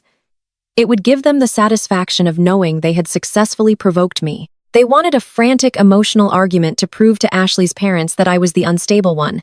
I was going to give them a cold corporate execution instead. I tapped the reply bar at the bottom of the screen. I did not justify my presence in Aspen. I did not explain how I found them. I did not mention the private jet, the master key card, or the stolen funds currently draining my corporate reserve account. I kept my response razor-sharp, lethally concise, and perfectly calibrated to inflict maximum psychological damage. I wanted to deliver a message that would instantly strip away their false sense of security and leave them drowning in pure, unadulterated dread. I typed a single devastating sentence. "Security works for me, Ashley. See you at dinner." I hit send. I did not wait for the read receipts to populate on the screen. I did not wait to watch the typing bubbles appear as they frantically tried to decipher what my message meant. I immediately engaged the Do Not Disturb mode on my device and tossed it back onto the marble counter. The conversation was officially over. I turned my back on the phone and walked toward the master suite to prepare for the evening. The silence in the penthouse was absolute and deeply comforting, but I knew the grand dining hall directly beneath my feet was currently erupting into total chaos. The fuse was officially lit. The countdown was over, and I had exactly 3 hours to get dressed for the absolute best dinner party of my entire life. I spent exactly 3 hours transforming myself from a weary corporate executive into a weapon of absolute destruction. I bypassed the standard formal wear and selected a midnight blue double-breasted tailored tuxedo suit that I had custom commissioned in Milan. The fabric was sharp and structured, radiating a level of flawless authority that could not be bought off a retail rack. I paired it with diamond stud earrings, a sleek pulled-back hairstyle, and a pair of razor-sharp stiletto heels. I did not dress to blend in with a cozy mountain gathering. I dressed to completely dominate the room. When I looked in the full-length mirror of the penthouse suite, I did not see a discarded daughter or a bitter sister. I saw the sole owner of a $20 million estate preparing to inspect her property. I left the penthouse and walked toward the private mezzanine that overlooked the grand dining hall. The heavy soundproof doors slid open, and the ambient noise of the extravagant welcome dinner immediately washed over me. The sound was a sickeningly perfect symphony of fake prestige. The hired string quartet was playing a soft classical piece in the corner. Crystal glasses clinked continuously as my highly trained staff moved seamlessly through the crowd, pouring imported vintage champagne and serving the very caviar I had personally authorized just hours ago. I stepped onto the top of the grand glass staircase. The staircase was a stunning architectural centerpiece that curved gracefully down right into the center of the main hall. I placed my hand on the polished steel railing and took my first step down. The sharp, rhythmic clicking of my heels against the glass treads cut through the soft music like a metronome counting down to an explosion. There were roughly 40 people gathered in the room. Half of them were my parents' incredibly pretentious church friends flown out specifically to act as an adoring audience for my brother. The other half consisted of Ashley's extended family, a collection of stiff, sour-faced individuals desperately trying to exude an aura of generational wealth while eagerly drinking on my dime. At the center of it all was the head table draped in heavy white linen and overflowing with imported white orchids. I took another step down, then another. My brother Jamal was the first person to notice me. He was standing near the head table, holding a glass of champagne, and loudly recounting a completely fabricated story about his latest business venture to one of Ashley's uncles. I watched his eyes casually drift upward toward the staircase. The moment his gaze locked onto my face, the smug, arrogant smile completely vanished from his lips. The color drained from his face so fast he looked physically ill. He froze, his mouth hanging slightly open, his champagne flute hovering inches from his chest. Ashley followed his line of sight. Her eyes widened in absolute, unadulterated horror. She grabbed Jamal's arm, her perfectly manicured nails digging into his jacket sleeve as she stared up at me, descending into her perfect fairy tale. The reaction spread through the room like a viral contagion. One by one, the guests stopped talking. The polite laughter abruptly died in their throats. People nudged the person standing next to them and pointed toward the glass staircase. By the time I reached the halfway point of the descent, the entire room of 40 people had gone completely deafeningly silent. The only sound left in the cavernous hall was the quiet playing of the string quartet, whose musicians had the professional sense to keep playing, and the sharp, steady click of my stilettos closing the distance. My mother, Brenda, was standing near the fireplace. She dropped her cocktail napkin on the floor, her hands flying up to cover her mouth. She looked like she had just seen a ghost walk into her living room. I reached the bottom of the staircase and stepped gracefully onto the heated marble floor of the main hall. I did not look angry. I did not look frantic or unhinged. I looked completely at peace, offering a calm, terrifyingly polite smile to the sea of shocked faces staring back at me. Before I could take 3 steps into the crowd, my father intercepted me. Calvin practically sprinted across the room, moving with a desperate, frantic energy that completely shattered his dignified deacon persona. He plastered a massive, incredibly fake smile onto his face for the benefit of the watching crowd. But his eyes were bulging with pure, unadulterated rage. He stepped directly into my path, using his large frame to block me from advancing any further toward the head table. He grabbed my upper arm, his fingers digging painfully into the fabric of my tailored suit jacket, and attempted to forcefully steer me toward a darkened alcove near the coat check room. I stopped walking immediately. I looked down at his hand, gripping my arm, then looked directly into his eyes with a gaze so cold it made him physically flinch. He let go of my jacket as if the fabric had suddenly caught fire. He leaned in close, his face inches from mine, and began to whisper furiously through gritted teeth. His voice was a venomous, panicked hiss designed to stay hidden from Ashley's parents, who were watching us from across the room. "I told you not to come." Calvin spat his breath hot and ragged. "What is wrong with you? You are humiliating us in front of these people. This is the most important night of your brother's life, and you show up here uninvited just to cause a scene. You are ruining everything we have built." I did not respond. I simply maintained my perfectly neutral, pleasant smile watching him unravel.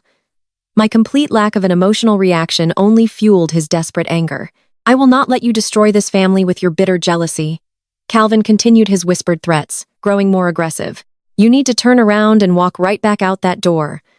I do not care how you got up this mountain, but you are leaving right now. Get out before I call the police and have you arrested for trespassing."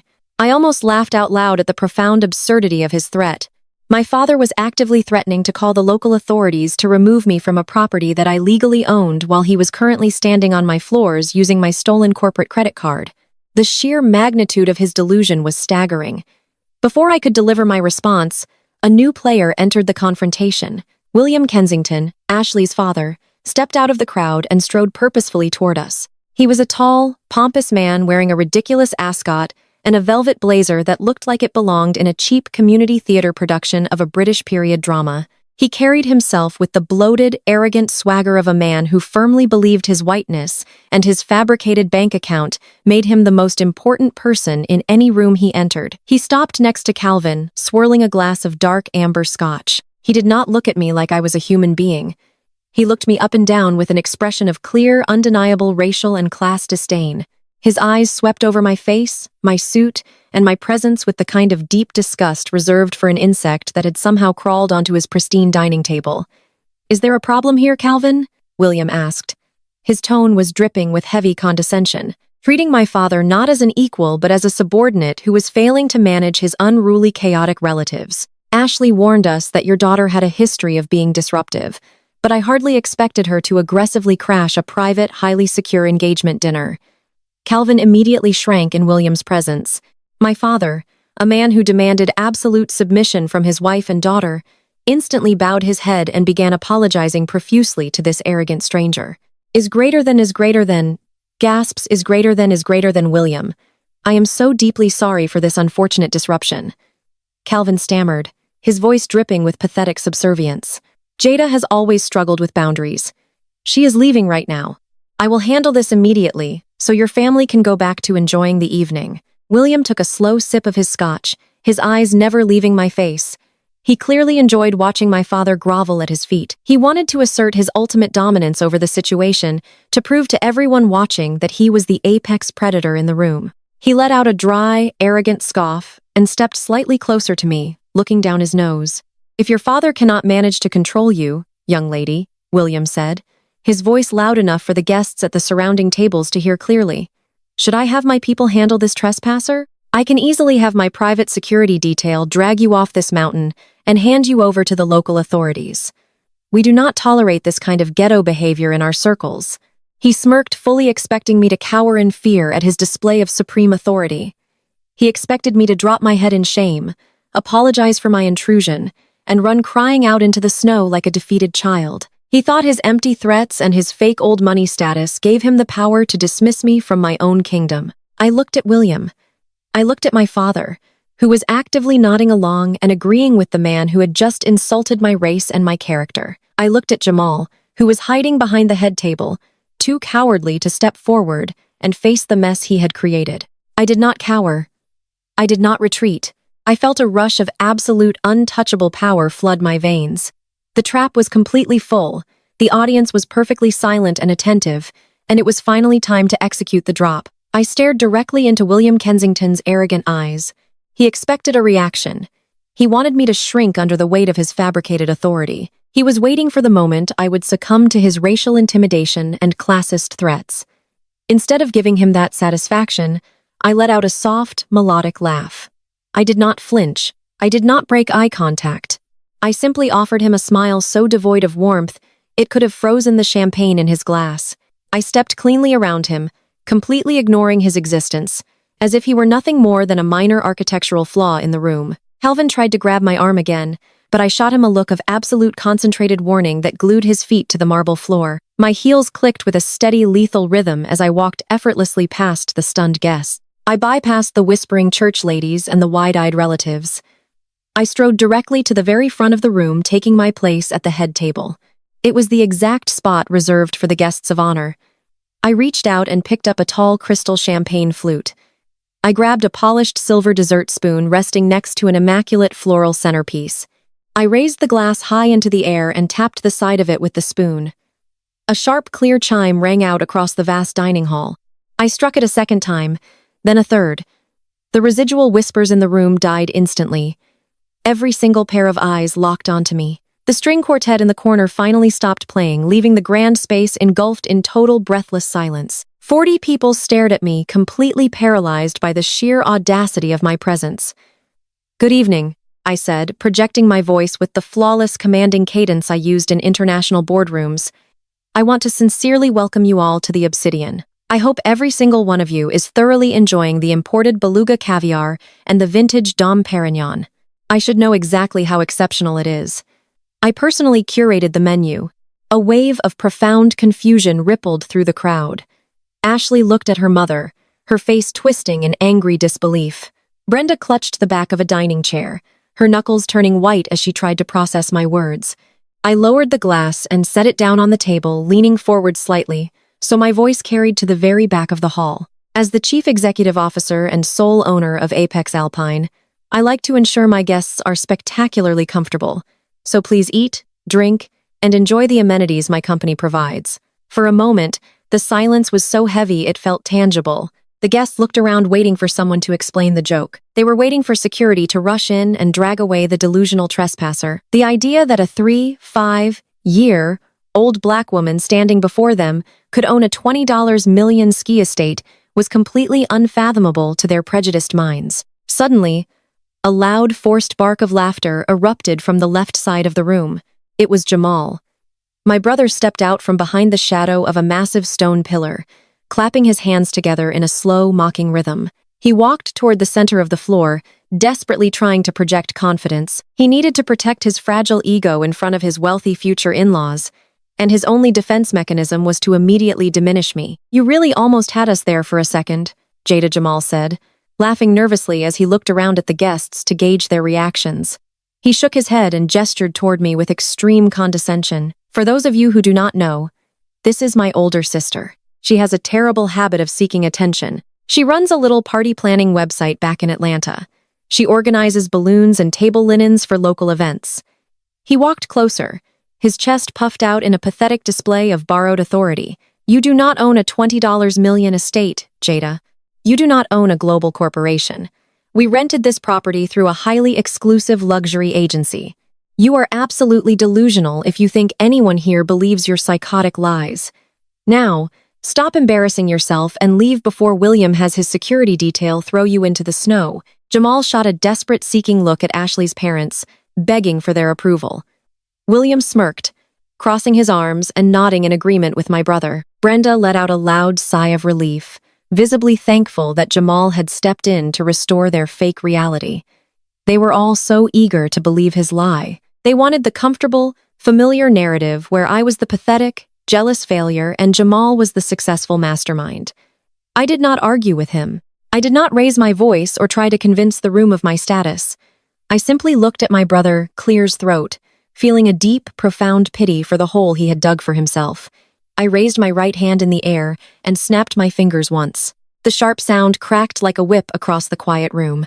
Immediately, the heavy oak doors leading to the kitchen swung open. My primary estate manager, a brilliantly sharp woman who oversaw operations for this specific property, stepped out of the shadows.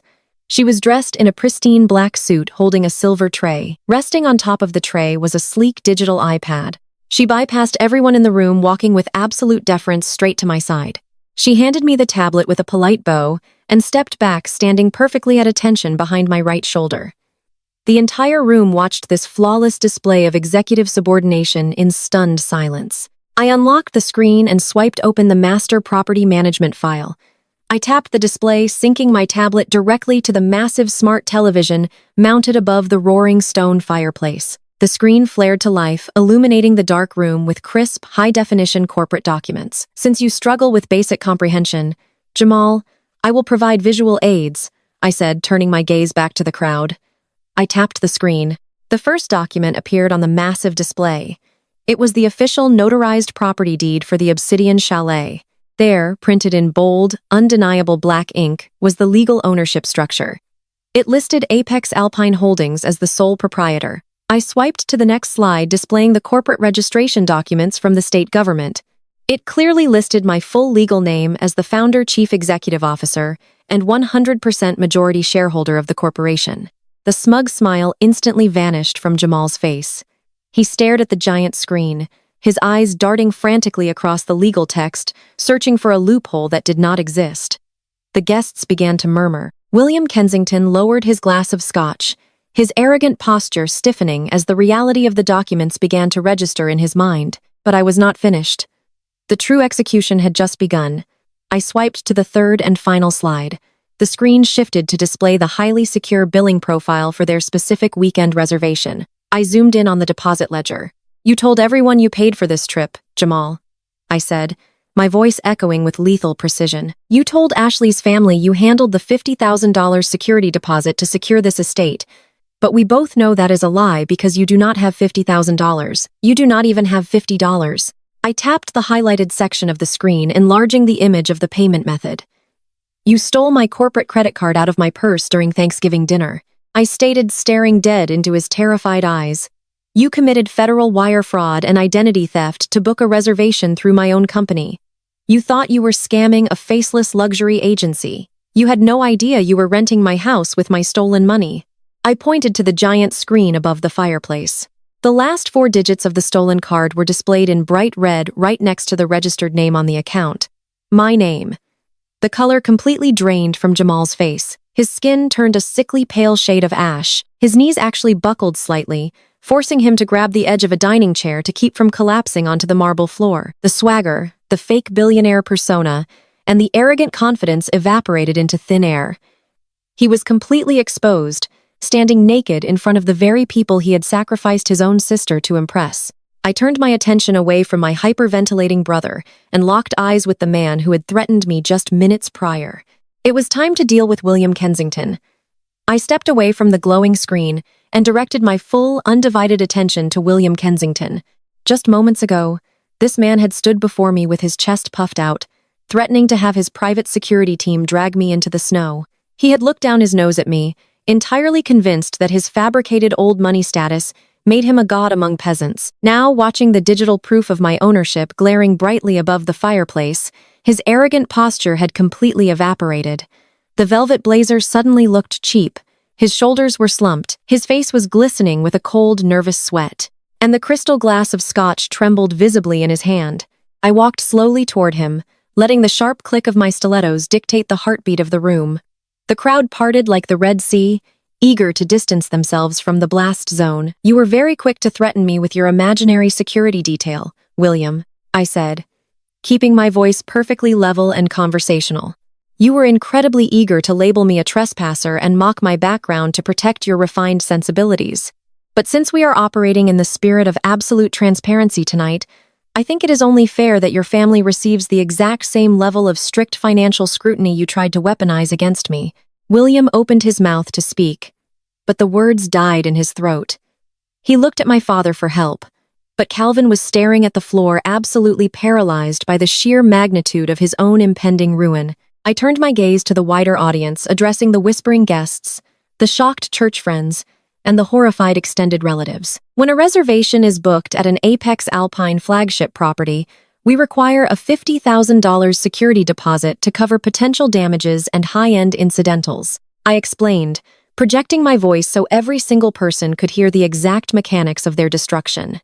My brother attempted to fulfill that rigorous requirement using a corporate black card he stole from my travel bag. However, because I reported that specific card compromised earlier today, the transaction immediately flagged for federal fraud in our system and locked the account entirely. I paused, letting my eyes sweep over Ashley, who was suddenly clutching her own arms, her face a mask of pure, unadulterated panic. Now, our standard corporate protocol dictates that when a primary payment method fails, the concierge team must automatically run the secondary payment method held on file, I continued.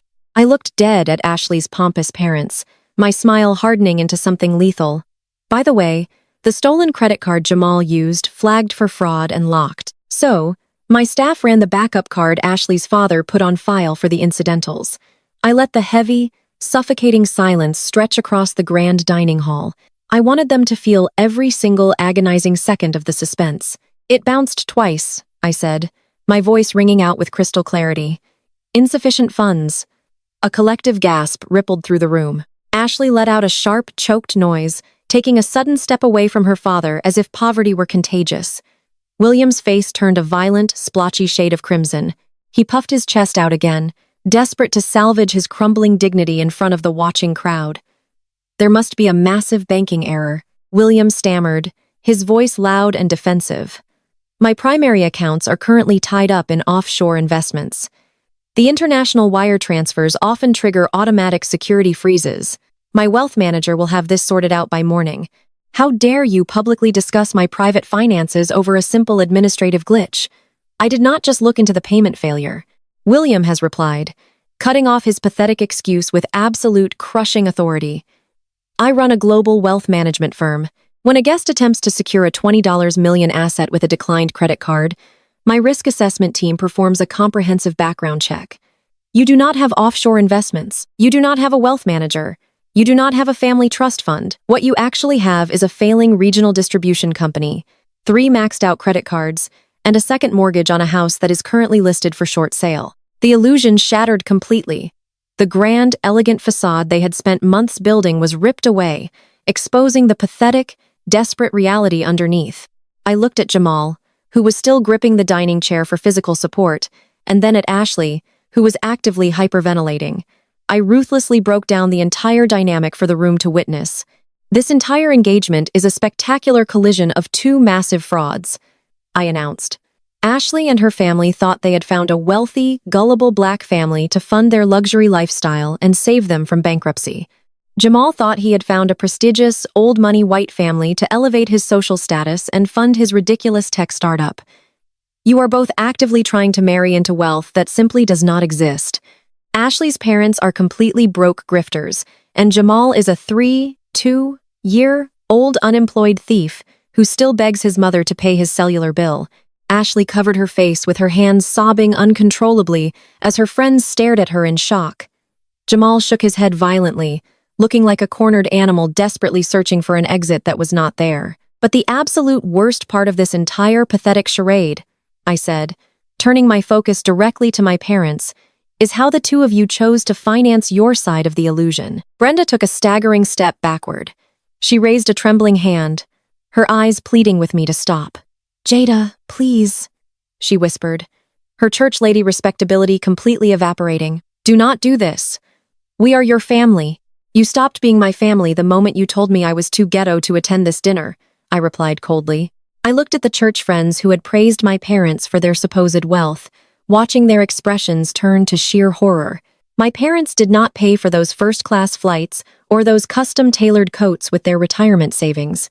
They afforded this trip by taking out a massive high-interest second mortgage on their house just 3 weeks ago. They literally risked foreclosure to buy their way into a broke family. Calvin finally found his voice. It was not his usual booming authoritative roar. It was a weak, trembling sound. "That is our business, Jada," he said. "We did what we had to do to support our son. You risked the very roof over your head." I shot back, my anger finally bleeding through my professional composure. "And the sickest irony of it all is that you do not even own that roof. 5 years ago, when Jamal bankrupted you for the second time, the county was preparing to auction your house off for unpaid property taxes. You cried in church and prayed for a miracle. I was that miracle.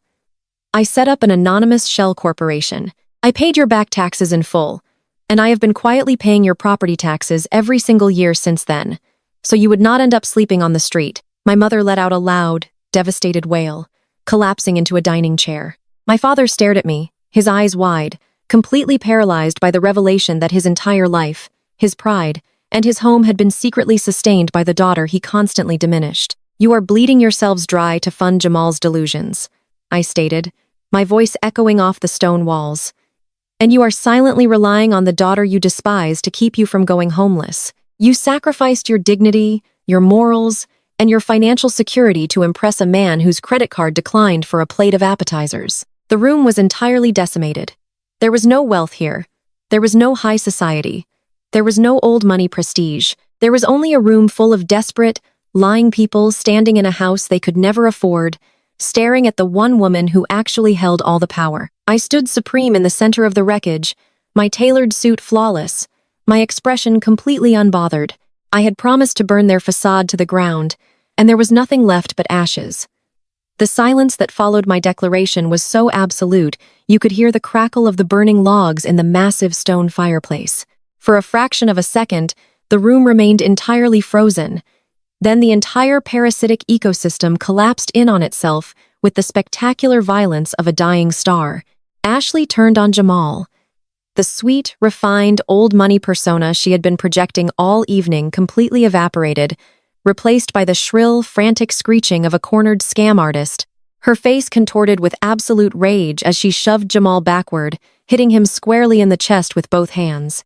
"You told me you were a tech mogul," Ashley screamed, her voice echoing shrilly off the vaulted wooden ceilings. "You told me you had millions in venture capital. You promised me a luxury lifestyle. You said this was your world. I am not marrying some broke, unemployed fraud who steals from his own sister. Jamal stumbled backward, his own panic morphing into vicious defensive fury. He pointed an accusatory finger right back at her face. Do not you dare act like a victim, Jamal roared, completely abandoning his fake billionaire swagger. You told me your father was an angel investor. You said your family trust was going to provide the seed money for my new application. I spent months putting up with your blatant disrespect and your parents' racist, backhanded comments because you promised me funding. Your family is entirely broke. You are nothing but a massive liability. The mutual grift was finally exposed for everyone to see. They had been actively playing a high-stakes game of chicken, each secretly hoping the other would foot the bill for their delusions of grandeur. Ashley let out a guttural scream of frustration. She ripped the engagement ring off her finger, a ring my parents had likely financed with their disastrous second mortgage, and threw it directly at Jamal's face. It bounced off his cheek and skittered across the heated marble floor, disappearing under a table. While the bride and groom actively destroyed each other in the center of the room, my mother was experiencing a complete and total psychological breakdown. Brenda collapsed into a heavy oak dining chair, clutching her chest and hyperventilating. The precious, immaculate church lady respectability she valued above her own daughter was permanently destroyed. The wealthy congregation members she had flown out to impress were actively backing away from her. I watched as women who had been praising her just an hour ago began whispering furiously behind their hands. Several of them already had their phones out texting the incredible back to the rest of the congregation in Atlanta. Brenda's social currency, the only thing she truly cared about in this world, had hit absolute zero. My father, witnessing the complete annihilation of his legacy and his reputation, shifted into a state of sheer, unadulterated desperation. The authoritative patriarchal deacon who had threatened to call the police on me just 15 minutes ago was gone. In his place was a terrified, bankrupt man. He abandoned his pride and rushed toward me, his hands raised in a pathetic, pleading gesture. Jada, please, Calvin begged, his voice cracking with panic. You have to fix this. You have the money. You own this entire company. Just pay the catering bill. Clear the security deposit. We can sit down and talk through the property taxes tomorrow. Just do not embarrass us like this in front of the congregation. We are your family. You cannot just leave us standing here looking like fools. Protect your family's name. I looked at the man who had called me loud, ghetto, and ungodly simply because I existed without a husband. I looked at the man who had watched his son steal from me and applauded him for it. I felt absolutely nothing but a cold, pristine sense of closure. You ruined your own name, Dad, I replied, my voice completely devoid of sympathy. You chose a fake aesthetic over your own flesh and blood. You financed your own destruction. I am not your savior anymore. I am simply the landlord. I turned away from his pleading face and signaled to DeAndre, who had been standing quietly at the perimeter of the room flanked by 4 members of my private security detail. I raised my voice, ensuring it cut through the chaotic shouting match still raging between Jamal and Ashley. Since the primary credit cards bounced, and since this is my private property, every single one of you is currently trespassing, I announced. The room instantly fell silent again, the sheer gravity of my words bringing their petty arguments to a grinding halt. You have exactly 20 minutes to pack your bags and vacate my house. My security team will escort you to the curb. If you are not off the premises when that timer expires, the local Aspen police will remove you forcefully. William Kensington, his velvet blazer looking incredibly absurd as the reality of his eviction set in, puffed out his chest one last time. You cannot throw us out into the freezing cold, he sputtered indignantly. It is below freezing outside. We have nowhere to go. Our flights are not until Monday. I suggest you open your airline application and see if they accept bounced credit cards for early boarding fees, I replied smoothly. Your 20 minutes started 30 seconds ago. I did not wait to hear another word. I turned my back on the wreckage of my family and walked gracefully toward the grand glass staircase. I climbed the steps with a light, effortless stride, leaving the chaos, the screaming, and the pathetic groveling firmly behind me on the ground floor. I entered my private penthouse suite, walked over to the minibar, and poured myself a fresh glass of chilled champagne. I stepped out onto the interior glass balcony, leaning against the railing to watch the final act of my masterpiece unfold. It was a logistical execution of sheer perfection. DeAndre and the security team moved with absolute corporate efficiency. They herded the frantic protesting guests toward the coat check in the guest suites. There was no negotiation allowed. I watched from above as my mother sobbed hysterically trying to gather her expensive new cashmere coats, while my father barked useless orders at no one in particular. Jamal was scrambling on his hands and knees under the dining tables, desperately searching for the discarded engagement ring, while Ashley and her parents shrieked at the security guards who were firmly directing them toward the heavy front doors. Because their booking had been officially flagged for financial fraud, my team had immediately canceled the fleet of armored black SUVs that had been scheduled to transport them. They were entirely on their own. I walked over to the exterior balcony doors and stepped out into the freezing mountain air. The heavy snowfall had started covering the driveway in a thick, pristine layer of white powder. The exterior floodlights illuminated the humiliating scene below. The massive mahogany front doors of the obsidian chalet opened, and the trespassers were pushed out into the bitter cold. I stood on my balcony, sipping my champagne, and watched the grand departure. I watched my parents, my golden child brother, and the racist broken laws drag their heavy luxury suitcases through the thick, freezing snow. They slipped and stumbled in their expensive, impractical leather shoes. The bitter wind whipped around them, completely ruining their perfectly curated high society aesthetic. The flashing red and blue lights of two local police cruisers reflected off the snowbanks at the bottom of the driveway, summoned by my security team to ensure the eviction was permanent and absolute. The officers stood by their vehicles, arms crossed, watching the group of frauds trudge down the long, winding path toward the main road. They had no cars. They had no money. They had absolutely nowhere to go. They looked small, pathetic, and entirely defeated against the massive, towering backdrop of the mountain I owned. I took a slow sip of my champagne, letting the crisp, cold bubbles wash down my throat. The champagne tasted like absolute victory. 6 months later, the view from the 40th floor of the Apex Alpine headquarters in downtown Atlanta was just as spectacular in the peak of summer as it had been during the dead of winter. The bright June sun reflected brilliantly off the surrounding glass skyscrapers, casting a warm, golden glow across my polished mahogany desk. I sat back in my leather executive chair reviewing a finalized acquisition report for a new coastal property in Monaco. The numbers were flawless. The projections were entirely in the green. The dust from the avalanche I triggered in Aspen had completely settled, leaving behind a profound, untouchable peace in my life. The toxic noise that had plagued my existence for 35 years was finally and permanently silenced. It is truly remarkable how quickly a carefully constructed facade crumbles when the financial pillars supporting it are suddenly kicked away. My parents learned that harsh lesson in record time. Without my anonymous shell corporation stepping in to silently pay their property taxes, the devastating reality of their financial recklessness caught up with them almost immediately. The predatory second mortgage they had eagerly signed to fund their fraudulent high society performance was ruthless. The bank did not care about their esteemed church titles. The bank did not care about my mother's precious respectability politics. Within 4 months, the Aspen disaster, the bank foreclosed on my childhood home. They were unceremoniously evicted from the suburban fortress where they had spent decades judging everyone else. Brenda and Calvin now live in a cramped, outdated 2-bedroom apartment on the outskirts of the city. There are no vaulted ceilings. There is no grand dining room to host their prestigious church friends. The physical manifestation of their pride is entirely gone, replaced by the stark, undeniable consequences of their own greed. The whispers in our megachurch congregation were utterly merciless. My mother, who had built her entire identity on being superior to the other women in the pews, suddenly found herself the subject of their vicious gossip. The same women she had spent decades looking down upon now offered her pitying smiles and handed her canned goods from the church pantry.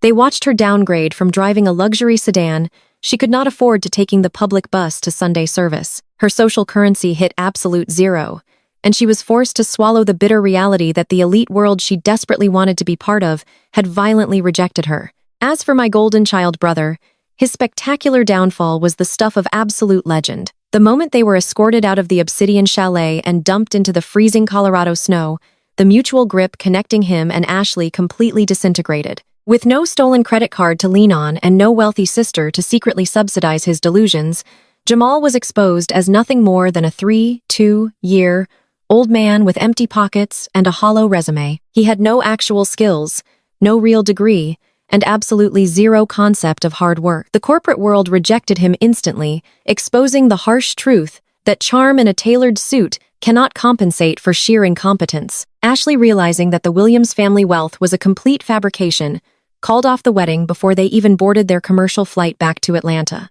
She returned to her broke scamming parents, and Jamal was forced to move into that cramped two-bedroom apartment with our parents. The golden son was finally sleeping on a twin bed in a rented room, entirely stripped of the unearned arrogance he had paraded around for his entire life. I took my custom gold pen and signed the final page of the Monaco acquisition contract, enjoying the quiet, steady rhythm of my own success. Right as I closed the heavy leather portfolio, the private cell phone resting on the corner of my desk vibrated softly. The screen lit up, breaking the serene silence of my office. I glanced over at the notification banner. It was a text message from Calvin. Over the past 6 months, he and my mother had attempted to reach out through various channels, sending manipulative, passive-aggressive emails or leaving guilt-tripping voicemails. I had ignored every single one of them. But today, the message was different. It was stripped of all the usual preaching and patriarchal authority. It was purely desperate. I picked up the device and opened the message thread. I read the words he had typed, feeling absolutely nothing but a cold, clinical detachment. "Jada, please," the message began. "We are 2 months behind on the rent for this apartment. Jamal cannot find a job, and your mother is struggling with her pride. We have nowhere else to turn. We need a loan just to keep a roof over our heads. Family is all we have. Please find it in your heart to help us." I stared at the glowing screen, letting the sheer, breathtaking audacity of his words sink in. Family is all we have. It was an incredible statement coming from a man who had actively told me my single-woman energy made me a liability. It was an astonishing plea from a father who had watched his son steal my corporate identity and applauded him for the hustle. When I was paying their property taxes and keeping them out of foreclosure, I was not considered valuable enough to attend their fake luxury celebration. I remembered a time years ago when my car broke down in the pouring rain across town. I had called my father for help, and he told me he was too busy detailing Jamal's new rims to come get me. He told me to download an application and find a ride myself. But now that the money was gone and the aesthetic was destroyed, suddenly we were blood again. Suddenly, I was their last remaining hope. I did not feel a single ounce of guilt. I did not experience a fleeting moment of daughterly obligation. They had made their choices, and they had made them with extreme malice. They chose to finance their own destruction, and I was simply honoring their commitment to that choice. I tapped the reply bar at the bottom of the screen. I did not type a long explanation about financial boundaries. I did not remind him of the cruel insults he had hurled at me. I kept my response perfectly concise, echoing the exact same level of dismissive disrespect he had shown me when I needed him most. I typed 2 simple words: "Try Uber." I hit send. Then, without a second of hesitation, I tapped the settings icon in the top right corner of the profile and selected the option to block the caller. A confirmation prompt appeared on the screen asking if I wanted to permanently prevent this contact from reaching me. I pressed confirm. The digital connection was severed instantly and completely. The final thread tying me to their toxicity was officially cut. I set the phone face down on the glass desk and stood up from my leather chair. I walked over to the sleek, built-in wet bar tucked into the mahogany wall paneling of my office. I pulled a chilled bottle of vintage champagne from the refrigerator, popped the cork with a crisp, satisfying snap, and poured the golden liquid into a crystal flute. I walked back over to the floor-to-ceiling windows, looking out at the sprawling city I had conquered on my own terms. I took a slow, deliberate sip of the champagne, letting the cold, crisp bubbles wash over my tongue. You cannot buy class, but you can definitely buy the building they try to fake it in. The most powerful lesson from this story is that biological ties never excuse financial abuse or emotional manipulation. True power comes from recognizing your own worth and refusing to finance your own disrespect. When toxic family members continually try to diminish your success to elevate a completely false narrative, the best response is not arguing. It is permanently removing their access to your energy, personal space, and resources. You must bravely build your own empire rather than begging for a seat at a table that aggressively demands you shrink yourself. Always protect your peace. Please like, subscribe, and comment below.